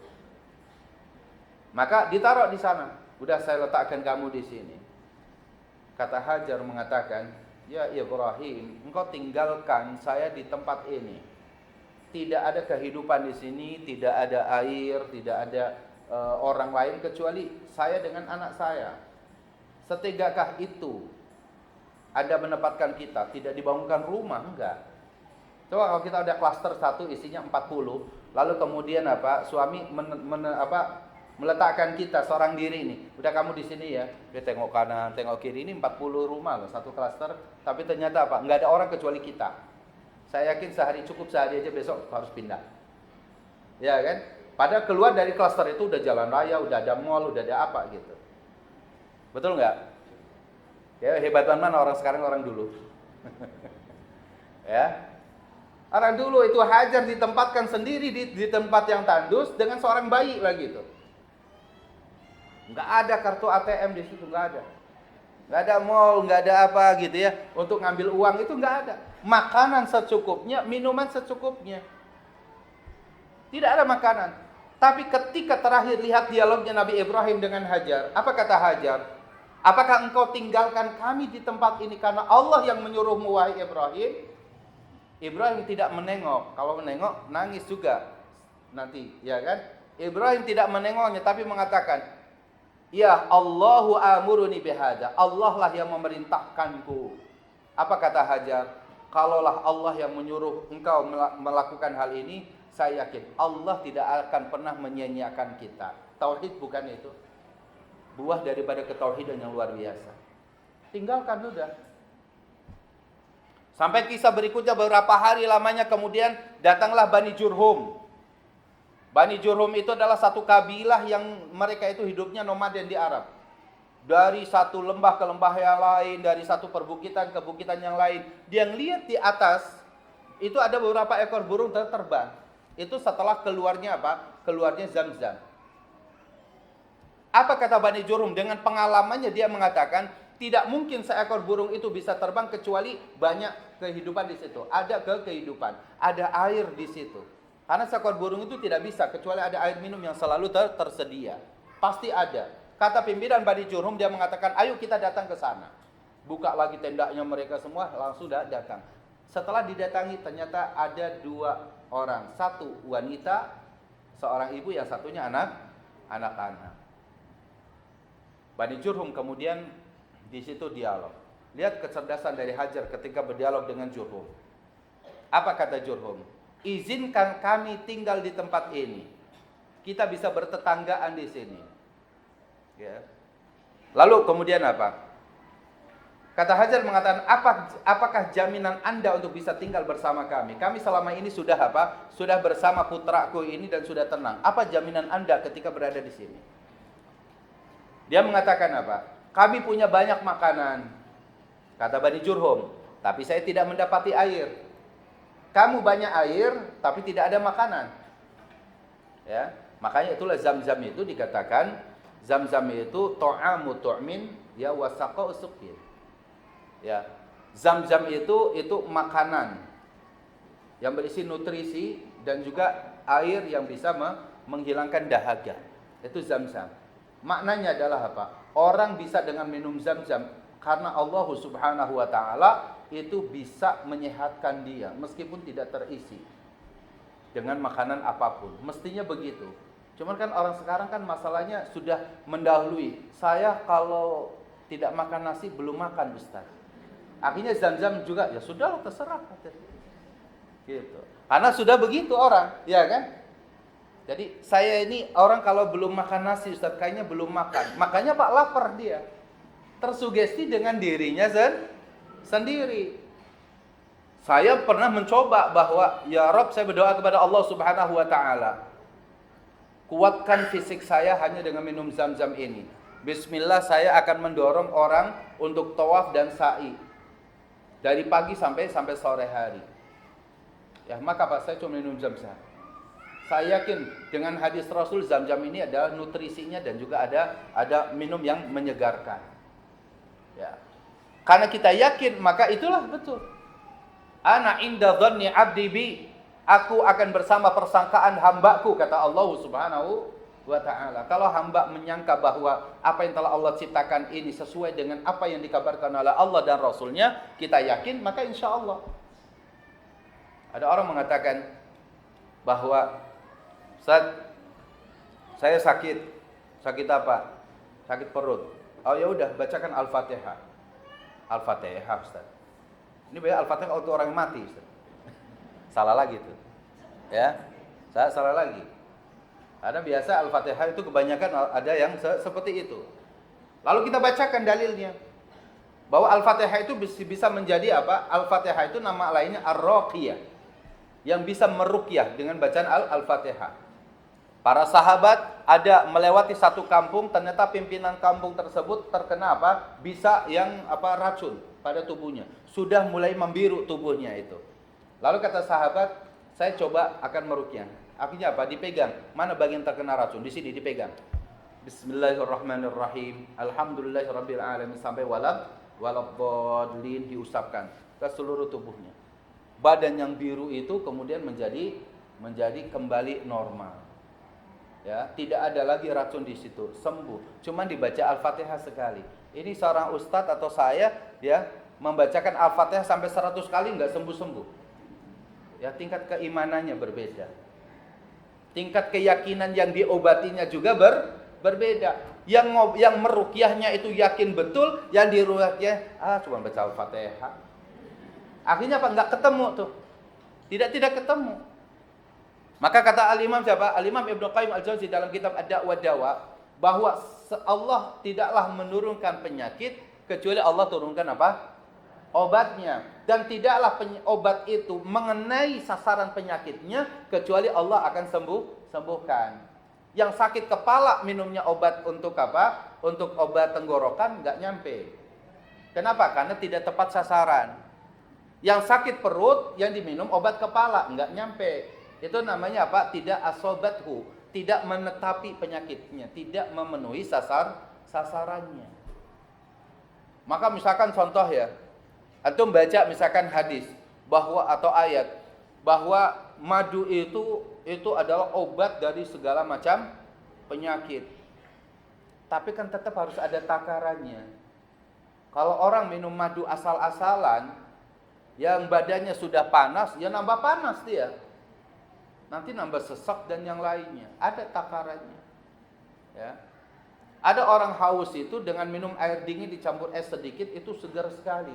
Tapi kalau panasnya luar biasa, langsung air es masukin ke mulut ya langsung radang tenggorokannya. Jadi ada takarannya di situ. Meskipun yang diminum itu madu. Lalu Indonesia menggabung-gabungkan tuh. Ada habbatus soda, obat segala macam obat. Ini bagus. Madu, ini bagus. Dicampur madu, jinten, apa semuanya dicampur aduk sehingga rasanya enggak karuan. Ngobatin enggak, bikin sakit iya. Jadi tetap harus fasalu ahlan dzikri in kuntum la ta'lamun. Tanya kepada yang ahlinya, tanya kepada dokter, ini jinten ini apa? Tanya yang ahli herbalnya, lalu diinikan ya, kemudian porsinya seperti apa, komposisinya bagaimana dan yang lainnya. Segala sesuatu yang berlebihan meskipun itu halal itu tetap tidak diperbolehkan. Ya kan, harus ada takarannya. Allah sudah mengatur itu semuanya, akan tetapi harus kita yakin bahwa Allah pun berbuat apa yang Allah kehendaki. Allah Maha menyembuhkan, tapi kadang-kadang manusia tidak yakin dengan apa yang Allah inginkan. Kaum musyrikin pun mengakui sifat rububiyah Allah Azza wa Jalla. Di sini dikatakan mengenai tauhid rububiyah ini, orang-orang musyrik tahu bahwa Allah yang menciptakan alam semesta. Orang musyrik ini juga tahu bahwa Allah yang menciptakan matahari, bulan, bintang-bintang, air, angin, udara, awan dan macam-macamnya. Menciptakan air, menciptakan ombak dan macam-macamnya. Lantas, apakah kemudian mereka disebut dengan orang yang benar tauhidnya? Benar tauhidnya dari sisi satu, rububiyahnya. Ketika mereka tahu bahwa Allah yang menciptakan langit, Allah yang menciptakan bumi, Allah menciptakan angin, udara dan yang lain, orang-orang musyrik faham ini, maka betul dia mentauhidkan rububiyah Allah Azza wa Jalla. Tapi ketika dia meyakini rububiyah Allah, tapi dalam satu waktu dia menyembah patung, menyembah berhala, dia terkena pada nanti yang disebut tauhid uluhiyah. Maka dikatakan dalam surah Yunus ayat 31 dan ayat 32, "Qul man yarzuqukum minas sama'i wal ard, amma yamliku sam'a wal absar, wa ma yukhrijul hayya minal mayyiti wa yukhrijul mayyita minal hayy, wa ma yudabbirul amr, fasayaquluna Allah, faqul afala tattaqun." Fadzalikumullahu rabbukumul haq, famadza ba'dal haqqi illa dhalal, fa anna tusrafun. Kata Allah dalam surah Yunus ini ayat 31 dan ayat 32, katakanlah wahai Muhammad, Rasulullah diperintahkan untuk mengatakan sesuatu kepada orang-orang musyrik Jazirah Arab pada masa itu. Katakanlah wahai Muhammad kepada mereka, siapakah yang memberikan rizki kepadamu dari langit dan dari bumi? Dari langit apa? Allah turunkan hujan. Bumi Madinah, bumi Mekah, bumi mana, Taif dan yang lainnya yang tandus, yang jarang terjadi hujan. Lalu kemudian apa? Siapa yang memberikan kepadamu rizki yang turun dari langit dengan sebab turunnya hujan? Dan bumi yang mengeluarkan apa? Mengeluarkan tumbuhan, tanaman, buah-buahan dan macam-macamnya. Atau siapakah yang kuasa menciptakan pendengaran dan penglihatan? Dan siapakah yang mengeluarkan yang hidup dari yang mati? Dan yang mengeluarkan yang mati dari yang hidup? Dan siapakah yang mengatur segala urusan ini? Maka mereka semua orang-orang Jazirah Arab, orang musyrik Jazirah Arab mengatakan Allah. Maka mereka percaya Allah yang menciptakan langit, Allah yang menurunkan rezeki dari langit, Allah menciptakan bumi, Allah yang mengeluarkan rezeki dari dalam bumi. Semuanya mereka tahu Allah. Maka katakanlah, mengapa kamu tidak bertakwa kepadanya? Artinya Pak, kenapa kalian beribadah bukan kepada Allah? Kenapa kalian masih menyembah Mana, Lata, ya, Hubal? Kenapa kalian menyembah patung-patung itu? Maka zat yang demikian itulah adalah Allah, Rabb kamu yang sebenarnya. Maka tidak ada sesudah kebenaran itu melainkan kesesatan. Maka mengapa kamu masih berpaling dari kebenaran? Ya, fa anna tusrafun. Kenapa kalian masih berpaling dari kebenaran? Ayat ini menjadi dalil dalam surah Yunus 31-32 ini menjadi dalil bahwa tauhid rububiyah saja itu enggak cukup untuk menjadikan pondasi keislaman kita dengan mentauhidkan Allah, tapi hanya dari sisi tauhid rububiyah saja ini enggak cukup. Kenapa? Karena orang musyrik Jazirah Arab pun ternyata dia mentauhidkan Allah dari rububiyahnya. Apa tauhid rububiyah tadi? Mengesahkan Allah dari segala macam yang dilakukan oleh Allah, diperbuat oleh Allah, dari mencipta, menghidupkan, mematikan, memberikan rezeki dan lainnya. Dalam surah Az-Zukhruf ayat 9 Allah Subhanahu wa taala berfirman, "Wala in sa'altahum."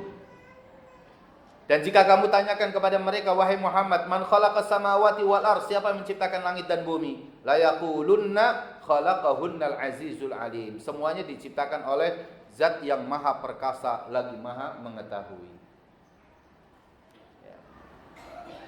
Dan cara memahami ayat ini mudah, Bapak dan Ibu sekalian.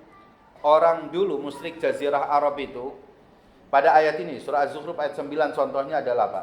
Wala in sa'altahum, jika kamu tanyakan kepada mereka, man khalaqas samawati wal ardh, siapa menciptakan langit dan siapa menciptakan bumi? La yaqulunna, maka dia akan mengatakan apa? Khalaqahunnal azizul alim, yang telah menciptakan itu semua langit dan bumi itu adalah Al-Aziz, zat yang maha perkasa, Al-Alim yang maha mengetahui. Artinya dengan mudah kita katakan bahwa pasti ada apa? Ada Tuhan yang maha kuasa, Tuhan yang maha apa? Yang maha perkasa, yang maha mengetahui. Dengan mudahnya kalimat-kalimat ini dibahas oleh kita. Hanya saja terkadang kita mempersulit dalam memahami al-asmaul husna wa sifatuha al-ulya. Dikatakan bahwa Allah itu ada. Gimana wujudnya Allah ada? Ya. Allah itu ada karena apa? Ya, Allah itu ada karena adanya alam semesta. Alam semesta ini pasti akan ada yang menciptakan. Yang menciptakan pasti bukan diciptakan. Yang diciptakan ini pasti dia bergerak dan dia memiliki kelemahan. Yang menggerakkan ini pasti yang memiliki kekuatan yang luar biasa. Yang memiliki kekuatan ini tidak bisa dikendalikan oleh siapapun. Karena dia tidak bisa dikendalikan oleh siapapun, maka dia tidak sama dengan apa yang diciptakannya. Lama banget untuk menentukan Allah itu ada, udah selesai gitu. Gaya-gaya cara-cara ahlil kalam, ya, ulama ahlil kalam, filsafat itu, dia membolak-balikan terus memutar-mutar kepala kita sampai kita pusing. Ya. Tadi mengatakan bahwa Allah Subhanahu wa taala itu ada. Adanya Allah Subhanahu wa taala karena adanya alam semesta. Alam semesta ini semuanya bergerak, pasti ada yang menggerakkan. Kalau yang bergerak dan ada yang pasti ada yang menggerakkan itu lebih dahsyat yang digerakkan. Maka yang menggerakkan ini tidak diatur oleh siapapun, tidak dipaksa oleh siapapun. Kalau tidak dipaksa oleh siapapun pasti dia berbeda. Sudah lama banget itu. Ya. Bapak Ibu mau belajar tauhid seperti itu lamanya. Ya kan? Orang kita tahu kok meja itu ada di depan rumah kita ya karena ada yang membuat. Udah selesai kan? Kan tidak perlu lagi. Yang membuat pasti kepalanya dia ada rambutnya. Rambutnya itu waduh, kelamaan begitu. Ya kan? Ada nih misalkan kita apa? Ini ada hijab itu. Ini hijab. Hijab ini ada, ini pasti ada yang menciptakan. Yang menciptakan ini pasti nggak pakai tangan tok, dia pasti menggunakan mesin. Mesinnya pasti terbuat dari besi. Nanti ada pakai listrik, listriknya harus ini. Kelamaan Bu. Ya kan? Tinggal Ibu keluarin duit aja, kasih tukang udah selesai. Artinya apa? Cara kita mentauhidkan Allah itu adalah apa? Adanya alam semesta itu udah cukup. Jangankan alam semesta yang luar biasa, yang besarnya. Kita mengatakan misalkan apa? Allah jadikan misalkan di dalam surah An-Naba ya. ketika Allah berbicara tentang bahwa Allah ciptakan bumi ini mihada wal jibala autada wa khalaqnakum azwaja, gitu kan? Wa ja'alna naumakum subata wa ja'alna laila libasa. Ini udah cukup. Bahwa ada zat yang maha kuasa yang mengatur itu semua, yang itu pasti tidak diatur. Itulah Allah Subhanahu wa ta'ala. Jadi nggak usah kita terlalu sulit-sulit belajar tauhid kayaknya. Akhirnya kenapa? Kalau ada pelajaran akidah itu dari jumlah 100 jadi 10 orang. Ya kan? Ada daurah di kitab tauhid. Itu dulu saya pernah belajar tauhid, tapi bukan tauhid yang sekarang kita pelajari, itu ya. Yaitu jumlahnya banyak, kursus tauhid itu jumlahnya banyak. Daurah tauhid. Dari jumlah ratusan orang itu terakhir tinggal puluhan. Yang lulus itu cuma belasan. Ya, pada lari semuanya gitu. Ya. Seperti itu. Baik. Di sini dikatakan kaum musyrikin pun mengakui bahwasanya hanya Allah semata pencipta segala sesuatu, pemberi rizki, pemilik langit dan bumi, pengatur alam semesta. Namun mereka juga menetapkan berhala-berhala mereka dianggap sebagai penolong. Mereka bertawasul dengan berhala tersebut dan menjadikan mereka sebagai pemberi syafaat, sebagaimana disebutkan dalam beberapa ayat. Jadi orang-orang musyrik Jazirah Arab, mereka tahu yang memberikan rezeki kepada mereka itu Allah. Tapi kenapa masih datang kepada berhala? Masih datang kepada apa-apa? Patung. Dia datang ke patung. Wahai Manat, wahai Lata, wahai Uzza, wahai Hubal, saya akan melakukan perjalanan ke Yaman. Tolong ya, berikan kepada saya kelancaran dalam rezeki saya, kelancaran dalam ini. Kalau datangnya kepada seorang ulama, boleh nggak yang masih hidup? Boleh. Ya kan? Boleh. Antum bisnis, lalu kemudian apa? Ilmu bisnis antum faham, sudah ahli lah pokoknya di situ. Lalu kemudian mau memulai bisnis ini, datang kepada seorang alim, orang yang saleh di dekat rumah kita, datang sowan kepada dia. Lalu kemudian Pak Yai, Pak Habib, Pak Gus gitu ya, atau Pak Ustadz gitu kan, apa sajalah sebutannya. Saya mau bisnis, tolong doakan, semoga bisnis saya ini lancar. Insya Allah ilmunya saya faham betul, bagaimana memarketingi produk yang saya baru berikan, nanti bagaimana saya cari keuntungan dari sini, insya Allah saya faham. Maka Ustadz, ajengan Kiai Habib yang diminta tolong untuk mendoakan kita, maka apa, ingatkan saja pada perkara yang perkara-perkara umumnya dulu. Jual belilah yang baik, tidak boleh tipu menipu, tidak boleh riba gitu ya, tidak boleh monopoli dan yang lain-lain. Insya Allah ya, saya doakan semoga bisnis antum lancar, semoga Allah Subhanahu wa ta'ala berikan kemudahan, semoga Allah begini terus seperti itu.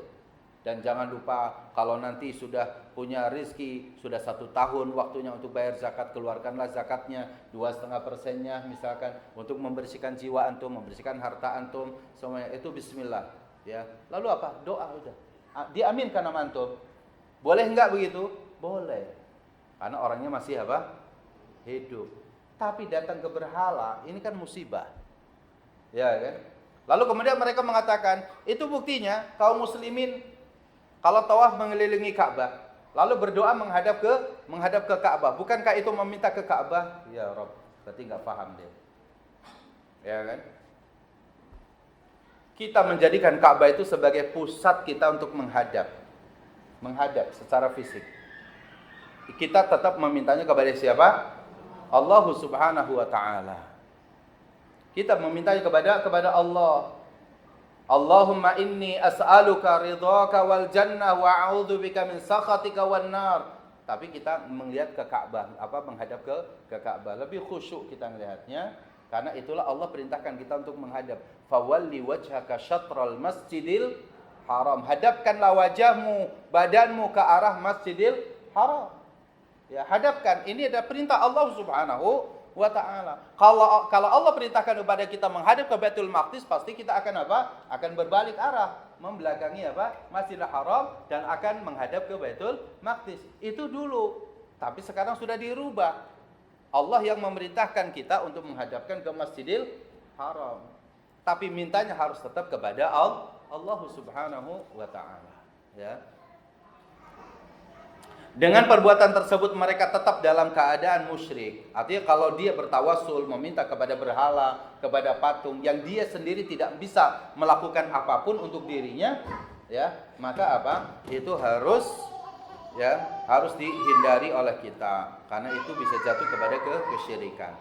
Sebagaimana firman Allah, wa ma yu'minu aktsaruhum billahi illa wa hum musyrikun, dan kebanyakan dari mereka tidak beriman kepada Allah melainkan dalam keadaan mempersekutukan Allah dengan sesembahan yang lain. Sebagian ulama salaf berkata, jika kalian bertanya kepada mereka, siapa menciptakan langit dan bumi? Mereka pasti menjawab Allah. Walaupun demikian, mereka tetap saja menyembah kepada selain Allah Subhanahu wa taala. Maka ini jatuhlah kepada kesyirikan. Ya. Jadi tauhid yang pertama ini adalah apa? Tauhid rububiyah. Tauhid rububiyah ini siapapun dari manusia, hatta ya, tauhid rububiyah ini kadang ini hatta orang-orang yang memiliki pemahaman yang dari filsafat Yunani sekalipun. Ya, kadang-kadang mereka juga tetap meyakini ada kekuatan yang luar biasa nih yang menghidupkan kita gitu. Para filosof, ahli-ahli filsafat pun ketika dia menelaah beberapa permasalahan-permasalahan yang ada, pada akhirnya filosof itu mengatakan ini pasti ada yang memberikannya yang lebih hebat dari ini. Ada satu keadaan terakhir dia mengatakan seperti itu. Bukankah para filosof itu juga pernah sakit? Jawabannya iya. Ketika sakit dia datang ke dokter ini, ke rumah sakit ini, semua udah datangin semua, dan kemudian terakhir mereka mengatakan ini pasti ada satu kekuatan yang tidak mungkin dimiliki oleh kekuatan yang lain, dan kekuatan ini tidak disetir oleh siapapun. Cuman mereka bingung nyebutnya apa ya kan gitu. Disitulah letaknya ulama masuk di situ. Allah udah selesai. Tuhan yang Maha Kuasa, yang telah menciptakan kita, yang telah mengatur hidup kita. Ya. Jadi itulah tauhid rububiyah ini dimiliki oleh siapapun. Ya. Jadi kalau kita hanya mentauhidkan Allah dalam rububiyah ini sama kita dengan orang-orang yang lain. Maka bedanya nanti ada pada tauhid uluhiyah. Mentauhidkan uluhiyah itu adalah apa? Mengesahkan Allah pada setiap apa yang dilakukan oleh kita manusia kepada Allah Subhanahu wa taala, kebalikannya. Kalau rububiyah itu perbuatan Allah kepada kita sebagai makhluk, kalau uluhiyah itu mengesahkan Allah pada apa yang kita lakukan kepada Allah Subhanahu wa taala. Seperti apa? Salat kita, zakat kita, puasa kita, doa kita, nazar kita menyembelih hewan juga. Itu semuanya adalah ibadah kita kepada Allah Subhanahu wa taala. Niatnya, maksudnya, tujuannya hanya untuk Allah Subhanahu wa taala. Ini sudah disodori pertanyaan, apa berarti sudah selesai? Baru satu lembar ya? Sampai tauhid rububiyah selesai ya, insyaallah. Baik. Kita akan lanjutkan nanti. Pada kesempatan akan datang kita lihat pertanyaan-pertanyaan yang ada.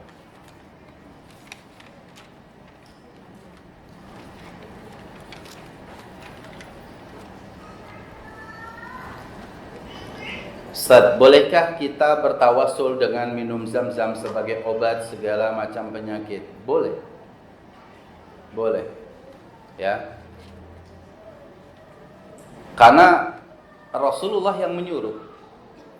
Allahumma inni as'aluka ilman nafi'an wa rizqan wasi'an wa shifaan min kulli da'in. Ya Allah, aku mohon kepadamu. Ya, ini ketika meminum zam-zam kan? Ya Allah, aku mohon kepadamu ilmu yang bermanfaat, rizki yang luas, dan obat dari penyakit, syifaan min kulli da. Ya. Maka ya Allah, aku minum zam-zam ini, dengan sebab minum air zam-zam ini sembuhkanlah penyakitku. Ya Allah, dengan sebab air zam-zam ini semoga apa? Semoga kegamangan dalam hidupku, kewaswasan dalam hidupku ini terselesaikan. Ya Allah, dengan minum zam-zam ini semoga saya begini. Mintanya kepada Allah tapi dengan sebab air zam-zam. Itu boleh. Maka dikatakan ma'u zam-zam lima syuribalahu. Minum zam-zam itu tergantung niatnya mau untuk apa. Ya. Jadi kita boleh. Maka zam-zam itu adalah air yang sangat-sangat istimewa bagi kita kaum muslimin, tidak bisa disandingkan dengan air-air yang lainnya. Itu enggak bisa. Air zam-zam itu dulu sampai orang tua kita dulu ya. Enggak tahu sekarang nih, padahal dulu juga mungkin saking diawet-awet kali ya. Jadi kalau minum zam-zam cuma dapat hadiah sedikit, paling cuma 100 ml. Ya habis orang yang haji di kampung itu cuma satu. Yang tahu 100 kakak. Kan dulu begitu tuh. Kalau mau haji itu diarak gitu ya, pesta kampung tuh. Sedangkan apa? Zam-zam itu kekuatan kita membawa berapa? Kalau dulu 10 liter, sekarang cuma 5 liter. Walhasil, oleh-oleh yang paling berharga itu zam-zam. Dan mohon maaf, sebenarnya zam-zam itu tidak boleh diperjualbelikan. Saya pernah bertanya kepada guru saya langsung di Madinah. Bahkan ketika, ini cerita saya dengan guru saya ya. Karena kalau saya umroh, saya haji, saya pasti ketemu dengan beliau, saya datangi, bahkan saya mampir ke rumah beliau, dan alhamdulillah selalu disambut baik, bahkan sering diajak makan apa gitu ya. Sampai suatu ketika dia mengatakan, Abu Islam, kita ketemu di masjid ya, di Masjid Nabawi, pintu Malik Fahad, lihat tiang yang ke-9. Memang gampangnya begitu. Jadi ketika masuk 1, 2, 3, 4 sampai 9, sebelah kanan lihat, oh ya ada guru saya, maka saya ketemu. Ketika itu sampai kita diskusi agama dengan beliau itu sampai hampir jam setengah 12. Di sela-sela jam itu saya ngambil air zam-zam. Saya suguhkan nama saya minum, Syekh minum, guru saya. Nanti saya ambil lagi gitu ya, karena ngobrolnya panjang. Ambil lagi zam-zam, minum lagi, beliau minum lagi, ikut gitu. Pas kita udah mengakhiri majelis, jam setengah 12-an, tukang air zam-zam itu kan, yang petugas itu akan mengganti itu, akan mengganti. Lalu kemudian saya bawain itu beberapa botol dalam tas saya sekeluar, karena saya mau ganti Syekh Anak Sta'din. Untuk apa? Gitu. Saya bawa ini botol-botol mau saya isi. Lah, nggak boleh. Gitu. Nanti untuk apa katanya? Saya untuk 2 pulang oleh-oleh. Enggak. Ini hanya untuk diminum di sini. Sampai seperti itu. Ya, itu meskipun istihad beliau. Karena belum mengatakan ini adalah wakaf, tidak boleh diperjualbelikan. Jadi ya kita sedapatnya bawa gitu. Ya sedapatnya bawa. Kalau bisa bawa 1 jerigen, 2 jerigen ya bawa aja. Maka coba lihat, alhamdulillah zam-zam itu saat ini meskipun itu kesulitan ya. 1, itu bawa kita dapat yang memang sudah jatah kita, itu kan 5 liter 1 jerigen. Tapi bawa kita dalam botolan-botolan itu sebenarnya kan mereka tahu ketika masuk ke bagasi itu mau diperiksa itu kan mereka tahu ini ada zam-zam, ini ada ini, dia mereka tahu. Kenapa? Karena itu hadiah yang berharga. Gitu. Nah, kemudian ketika sampai di Indonesia diperjualbelikan, itulah masalah.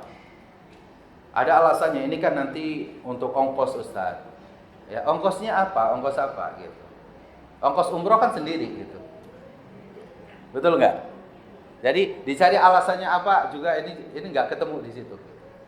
Nah itu tapi istihad. Mungkin ada juga pendapat yang lain gitu. Karena memang di sana pun kita sebenarnya tidak beli air zam-zam itu. Kita tidak beli. Kalau antum mengatakan bahwa beli air zam-zam di bandara itu dibeli ada tulisan 8,5, 8,5 rial, itu adalah harga jerigen kosongnya. Harga jerigennya, dan harga mungkin orang beli jerigen dari sana kan gitu ya. Jadi bukan zam-zamnya, air zam-zamnya itu gratis, tidak diperjualbelikan. Nah, sehingga air zam-zam ini luar biasa. Itu hadiah dulu orang ya kakek nenek kita itu kalau saking mujarabnya zam-zam, ini air 1 gelas ini ditetesin air 1 zam-zam gitu. Udah gitu kan. Lalu ini yang diminum. Ya. Jadi kayak apa? Kayak ada sebuah produk ya. Kan ada produk gitu yang kalau ditetesin itu berubah airnya gitu ya. Itu tak apa namanya gitu ya. Kira-kira seperti itu. Nanti habis lagi begitu lagi tetesin lagi. Jadi itu sampai 1 tahun. Sampai ada yang haji lagi gitu. Baru dapat lagi gitu. Nah, sekarang kan Masya Allah ya, orang disuguhin, kita bertamu kepada orang baru pulang umroh itu 1 botol langsung minum, 1 gelas langsung minum. Itu luar biasa. Ya, maka itu mumpung itu sedang ada kemurahan dari saudara kita kaum muslimin, manfaatkan zam-zam itu sebaik-baiknya. berdoalah apa yang kita minta. Ma'u Zamzam lima syuribalahu. Wallahu taala a'la wa a'lam. Ustaz mau tanya, tadi tauhid dibagi 3 dikatakan bid'ah. Kenapa Ustaz? Iya, karena dikatakan itu kan tidak pernah dikatakan oleh Rasul. Rasul tidak pernah membagi tauhid itu menjadi 3. Para sahabat juga tidak pernah membagi tauhid dibagi menjadi 3. Maka ya karena mereka benci dengan kata-kata bid'ah itu, sehingga apa yang dilakukan oleh kita dalam menjelaskan makna itu pun, wah itu buktinya Ustaz juga melakukan kebid'ahan. Yaitu apa? Buktinya Ustaz mengajari kita ilmu fikih. Dulu nggak ada Ustaz fikih. Ustaz membaca Al-Quran dari mushaf. Zaman Rasul nggak ada Ustaz mushaf. Ya, Ustaz kalau mau ngikuti zaman Rasul berarti nulisnya di pelepah kurma. Jadi kalau mau ke masjid baca Al-Quran, bawa pelepah kurma ditulis gitu. Nah itu kan terlalu mengada-ngada kalau begitu. Iya kan? Bahwa itu adalah wasilah. Itu sarana. Seperti ilmu warisan dulu nggak ada. Tapi kata Rasul SAW, ilmu yang pertama kali akan diangkat dari bumi itu kan ilmu warisan. Ya, ilmu tentang mawaris. Itu akan hilang karena orang banyak yang tidak suka belajar ilmu yang sulit-sulit ngitung-ngitung. Ya, maka apa? Dia banyak ilmu-ilmu yang dulu tidak pernah muncul sebagai ilmu itu lalu kemudian dibukukan dan itu mereka anggap sebagai apa? Sebagai bid'ah. Ya, jadi kita katakan itu tidak seperti itu. Itu kan ulama mengkaji ayat Al-Qur'an dan mengkaji hadis dari kedalaman ilmu mereka yang warasatul anbiya, pewaris para nabi. Untuk memudahkan kita mempelajarinya, tauhid itu dibagi menjadi 3. Kalau misalkan mereka Ustaz tauhid dibagi 10 Ustaz, ya silakan saja kalau Anda bisa menetapkannya. Karena setiap klaim itu pasti harus ada apa? Harus ada dalilnya. Ya kan? Sampai ada seorang yang ditanya, ditanya. Kenapa sih kamu anaknya seorang seorang kiai, seorang ulama, tapi kamu perempuan tidak mau berjilbab? Ditanya. Jawabannya yang membuat kita ini harus mikir dulu. Tapi orang-orang yang awam malas mikir begitu. Tapi dia mengatakan bahwa untuk sampai ke surga Allah itu tidak selalu ya harus menetapkan angka 5 tambah 5 jadi 10. Ya, ternyata 10 itu bisa apa? Bisa 2 plus 8, bisa 1 kali 10, bisa 7 plus 3, bisa 5 plus 5, bisa 6 plus 4. Itu kelamaan. Ya kan, itu kelamaan. Bagi kita, ya kita cuma mengatakan, ya Anda berdosa. Kenapa? Karena jilbab itu wajib, udah selesai. Betul nggak? Nggak perlu pakai dilogikakan begitu. Mengenai yang penting ini hujahnya sampai kepada Anda. Setelah itu Anda ya silahkan gitu. Orang kan cuma bertanya, kenapa Anda tidak berjilbab?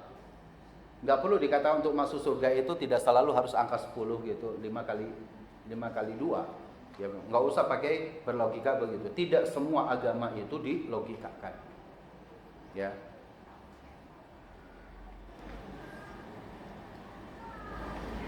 Pada hari Senin subuh di garasi rumah saya ada yang menebar tanah merah. Alhamdulillah itu. Tanah merah itu mahal loh, Bu. Ya. Saya pengen nguruk sawah yang pakai tanah merah itu nggak dapat. Ini maksudnya tanah merah dicepretin begitu doang ya, Bu ya. Apa yang harus saya lakukan Ustadz agar saya, keluarga, serta usaha saya terhindari dari orang-orang yang syirik seperti itu? Pertama, dibersihkan ya dengan penuh keikhlasan, tidak perlu marah kepada orang yang apa? Yang melemparkan itu. Ya, anggap saja mungkin dia lagi kesel sama kita, ya udah tanah merah gini kan. Ya, mau tanah merah itu berasal dari tanah kuburan atau tanah sawah atau tanah itu la yanfa. Lihat Umar bin Khattab radhiyallahu anhu. Ketika Umar bin Khattab dia mau tawaf, dan setelah tawaf mau tawaf, ketika mau mencium Hajar Aswad sebelum tawafnya, apa kata Umar bin Khattab? Inni la'alamu annaka hajarun la tanfa' wa la tadur. Laula anni ra'aitu Rasulullah sallallahu alaihi wasallam qabbalaka ma qabbaltu. Itu kata Umar bin Khattab. Sesungguhnya aku tahu kamu itu hanya batu saja. Innaka hajarun, sesungguhnya engkau itu batu. Seandainya aku tidak melihat Rasulullah mencium kamu, aku tidak akan mencium kamu. Itu terhadap Hajar Aswad. Maknanya adalah apa? Hajar Aswad yang kita lihat setiap harinya desak-desakan orang, ya, itu kita ikuti karena Rasulullah yang menciumnya. Kalau aku tidak melihat Rasulullah mencium, kata Umar bin Khattab, tidak mencium Hajar Aswad, aku tidak akan pernah mencium. Kenapa? Karena yang memberikan manfaat, yang menolak bahaya itu adalah Allah Subhanahu wa taala. Dijelaskan dalam hadisnya banyak. Ya, dikatakan, "Qul la in istama'atil insu wal jinnu ala ayanfa'uka bi syai'in lam yanfa'uka illa bi syai'in qad katabahu Allahu lak." Ya. Wa in istama'at al-insu wal jinnu ala ayyadurruka bi syai'in lan yadurruka illa bi syai'in qad katabahu Allahu lak. Kalau manusia dan jin semuanya berkumpul untuk memberikan manfaat kepadamu, yakinlah tidak akan ada yang bisa memberikan manfaat kecuali terhadap apa yang telah Allah tetapkan. Kalau seluruh jin dan manusia itu berkumpul untuk memberikan bahaya, madarat kepada kita, tidak akan pernah mampu melakukannya kecuali apa yang telah Allah tetapkan. Jadi apa? Tingkatkan ketawakalan kita kepada Allah. Tanah merah, tanah kuning, tanah hijau, tanah apa, tidak akan memberikan manfaat apa-apa. Berdoalah meminta keselamatan kepada Allah Subhanahu wa taala. Yang kedua, doakan orang yang menyebar hal-hal seperti itu bertaubat. Dilunturkan hatinya untuk bisa bertaubat kepada Allah. Ya, itu caranya. Enggak perlu takut, insyaallah. Saat kalau mengantarkan si fulan mau diruqyah syar'iyyah, bagi yang hanya mengantarkan saja, bisakah masuk surga tanpa hisab? Bedanya si fulan seperti ada yang badannya si fulan sepertinya ada yang mengikutinya. Ya, selama gini, si fulannya ini jangan punya inisiatif tolong ruqyah saya, tolong ruqyah saya. Gitu ya. Kalau kita sakit itu jangan dari kitanya tolong ruqyah saya, sepertinya badan saya ada yang mengikutinya, badan saya ada yang begini gitu. Tidak. Ya. Tapi cerita boleh, sepertinya badan saya ini ada yang mengganggu. Ya udah, kita katakan antum ruqyah sendiri. Ya kan, di ruqyah mandiri. Bacain Al-Fatihah sebanyak-banyaknya, tempelkan tangan kita di tempat mana yang kira-kira ada gangguan tersebut. Di tengkuk kepala kita, pegang di situ sambil baca Al-Fatihah. Di mana? Di pergelangan tangan, pegang tangan kita, baca Al-Fatihah dengan ikhlas kepada Allah Subhanahu wa taala. Itu insyaallah lama kelamaan itu bisa sembuh. Dan ruqyah itu tidak bisa sekali selesai. Beda dengan sahabat tadi yang membaca satu kali Al-Fatihah selesai. Keimanan kita ini Masya Allah ya, ini masih sangat sedikit. Ya, masih lemah, masih banyak kecintaan kepada dunianya. Sehingga apa perlu sabar mengobati ruqyah seperti ini. Nah, kalau kita mengantarkan kepada orang ya yang orang ini minta dihisab, ya maka semoganya kita tidak terkena itu. Tapi ajak dia untuk meruqyah dirinya sendiri, atau ya minta izin kepada keluarganya, saya yang meruqyahnya gitu. Udah saya aja yang meruqyahnya gitu. Tapi kamu jangan minta-minta kepada yang lain. Golongan yang masuk surga tanpa hisab, tanpa azab itu orang yang tidak minta diruqyah. Betulkah itu, Ustaz? Iya betul. Ya. Dikatakan apa? Ada 70.000 orang yang masuk surga tanpa hisab, tanpa azab. Salah satunya adalah orang yang la yastarqun, yang tidak minta diruqyah. La yaktawun, yang tidak mengobati dirinya dengan al-kai. Al-kai itu memanaskan besi yang panas lalu ditempelkan kepada badan kita untuk menghilangkan racun dan yang lainnya. Ya. Jadi yang ketiganya la yatatayyarun, yang tidak bertatayur, tidak menganggap sial kepada benda, kepada angka, kepada huruf, ya, kepada hari, kepada makhluk yang lainnya. Itu yang ketiga. Yang keempat, orang-orang yang bertawakal kepada Allah dengan sebaik-baiknya. Ada 4 golongan manusia yang masuk surga tanpa hisab, tanpa azab. 1, orang yang tidak minta diruqyah. Yang kedua adalah orang yang tidak mengobati dengan api yang dipanaskan pada besi. Yang ketiga adalah orang yang tidak menganggap sial terhadap makhluk Allah. Yang keempat adalah orang yang bertawakal dengan sebenar-benarnya tawakal. Minta diruqyah apakah perbuatan syirik? Enggak, itu bukan syirik. Kecuali ruqyahnya adalah dengan meruqyah dengan jampi-jampi. Karena ruqyah itu dibagi menjadi 2. Ada ruqyah ada ruqyah syar'iyyah, ya, ada ruqyah syirkiyah. Saya ulang. Ruqyah itu ada dua. Ada ruqyah syar'iyyah, ada ruqyah syirkiyah. Ruqyah syar'iyyah itu adalah meruqyah dengan ayat-ayat Al-Qur'an, dengan hadis-hadis Rasul. Ya. Meruqyah dengan ayat-ayat Al-Qur'an atau dengan hadis-hadis Rasul, atau dengan makna yang senada dengan itu tapi bahasanya yang mudah difahami oleh kita yang diruqyah. Itu namanya ruqyah syar'iyyah. Kalau yang keduanya ruqyah syirkiyah itu adalah meruqyah dengan jampi-jampi, ya, atau dengan jimat-jimat yang kita tidak paham apa maknanya. Itu ruqyah syirkiyah. Jadi ada dua.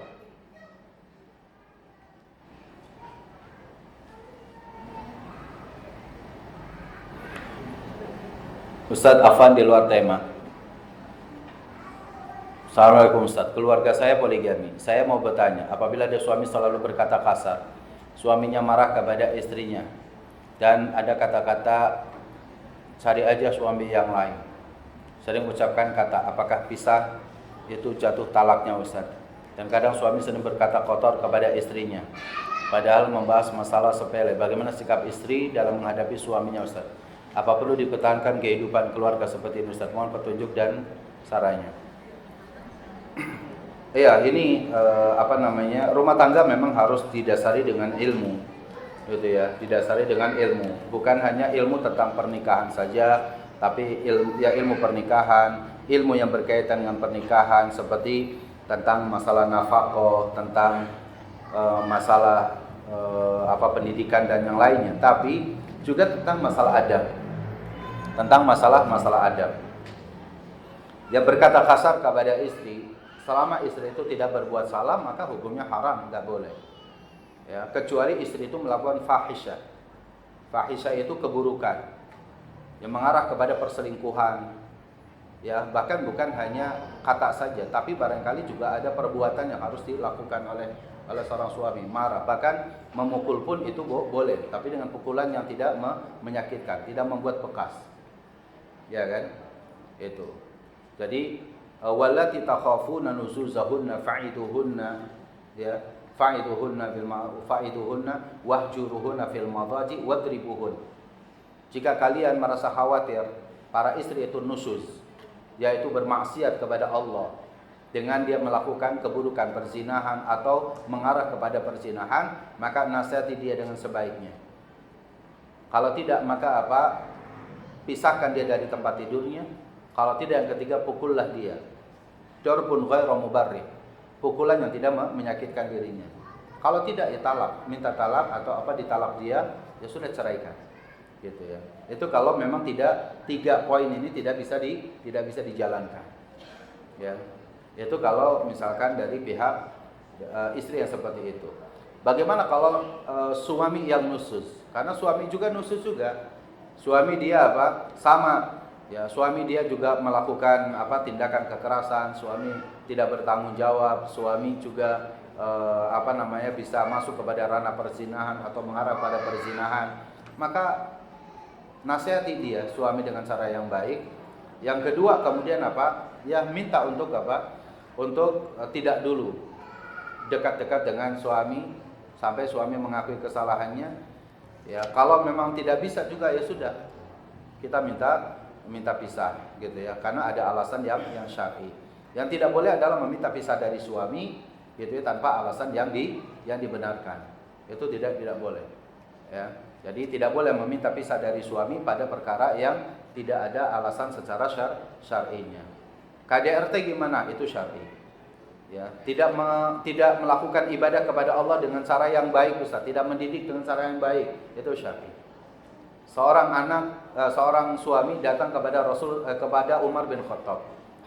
Apa kata laki-laki ini? Seorang ayah ini, dia mengatakan kepada Umar bin Khattab, anakku telah banyak durhaka kepadaku. Lalu kemudian kata Umar bin Khattab, aku tidak percaya. Mana anak kamu? Panggil sini. Anaknya dipanggil. Setelah anaknya dipanggil, Umar bin Khattab menginterogasi anak ini dan dikatakan, apakah betul kamu durhaka kepada ayahmu? Maka kemudian dia mengatakan, ya Amirul Mukminin, Saya sebagai seorang anak, apakah saya punya hak dari orang tua saya? Maka Umar bin Khattab mengatakan, iya, kamu punya hak. Apa hak saya? Kata anak tersebut. Satu, kamu diberikan seorang ibu yang baik, ibu yang taat, ibu yang salehah. Itu yang pertama. Yang kedua, kamu diberikan nama yang baik. Nama yang kalau nama kamu dipanggil itu doa bagi kamu. Yang ketiga, diajarkan Al-Quran dan Sunnah. Lalu apa kata anak ini kepada Umar bin Khattab? Aku tiga-tiganya tidak mendapati ya Amirul Mukminin. Ibuku adalah seorang majusi. Dia penyembah api. Ya, dia memiliki pengaruh-pengaruh dari sifat kemajusiannya saat itu. Yang kedua, namaku adalah Ju'al. Yang kalau nama ini disebut itu aib bagi saya.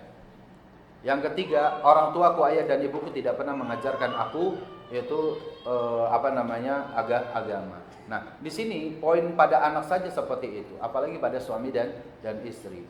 Maka harus ada hak dan kewajiban yang harus ditunaikan, yaitu mendidik, mengajarkan dengan penuh kelembutan dan lain-lain. Jika memang sudah tidak bisa lagi bersatu, ya sudah.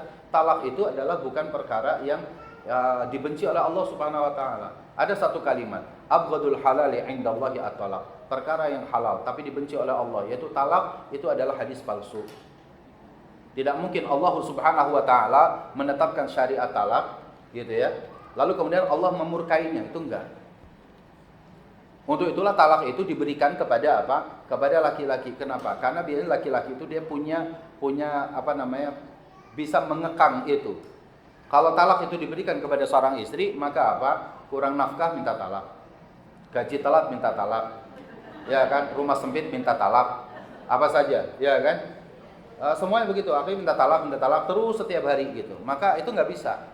Suami bisa bertahan belasan tahun, 20 tahun, 30 tahun, tidak mengucapkan kata talak sekalipun, meskipun kesalahan istri itu begitu banyaknya.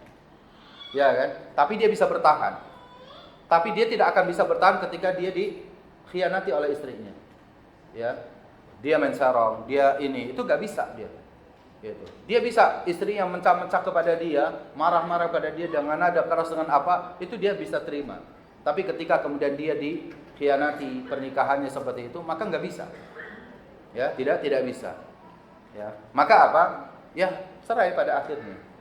Dia harus sudah, kamu silakan sendiri. Tapi kalau masih bisa berjanji dan mau memperbagus diri, gitu ya, masih diberikan kesempatan, ya, maka silakan berubah, taubat kepada Allah Subhanahu wa taala, perbaiki diri, gitu ya. Lalu kemudian jalani seperti itu. Allah taala.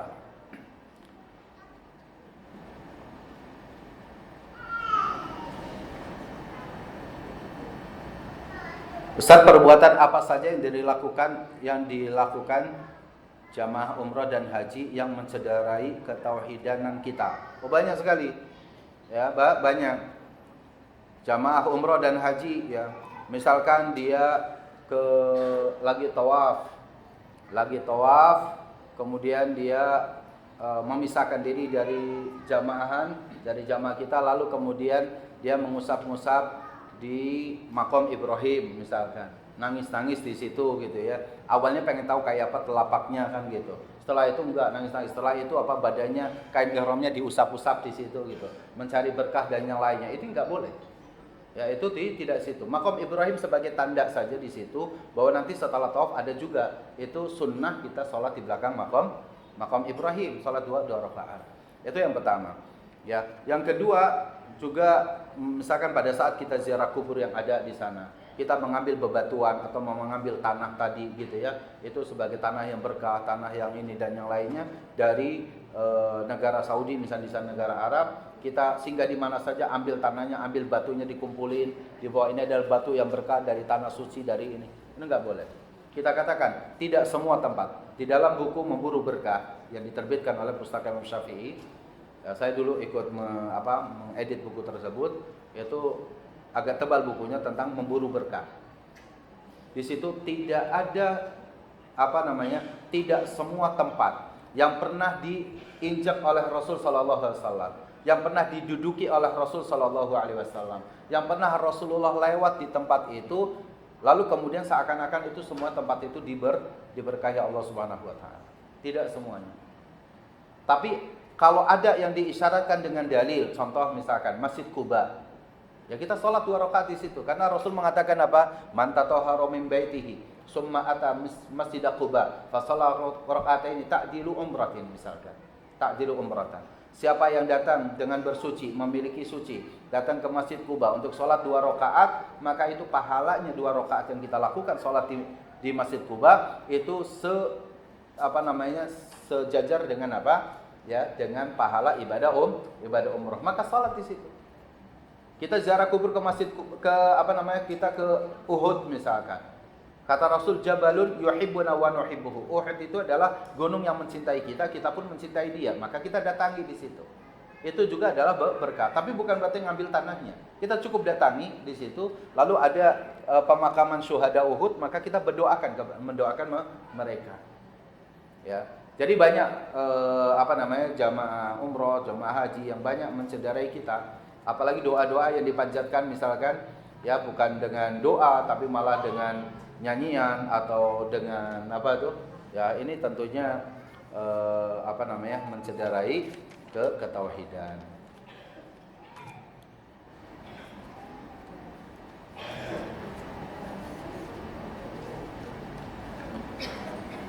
Baik ya.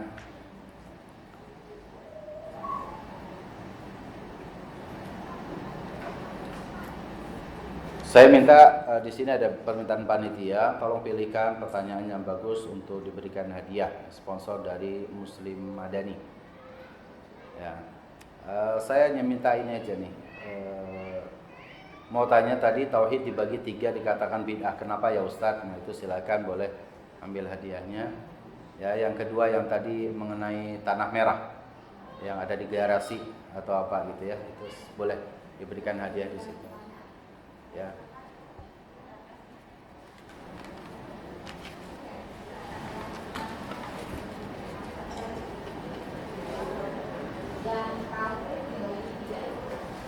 Baik, saya kira kita cukupkan insyaallah kajian kita di pagi hari ini.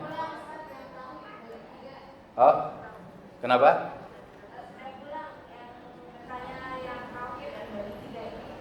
Oh, udah pulang. Satu lagi dengan yang ruqyah. Ya, yang pertanyaan ruqyah. Udah pulang juga untuk Ustadz.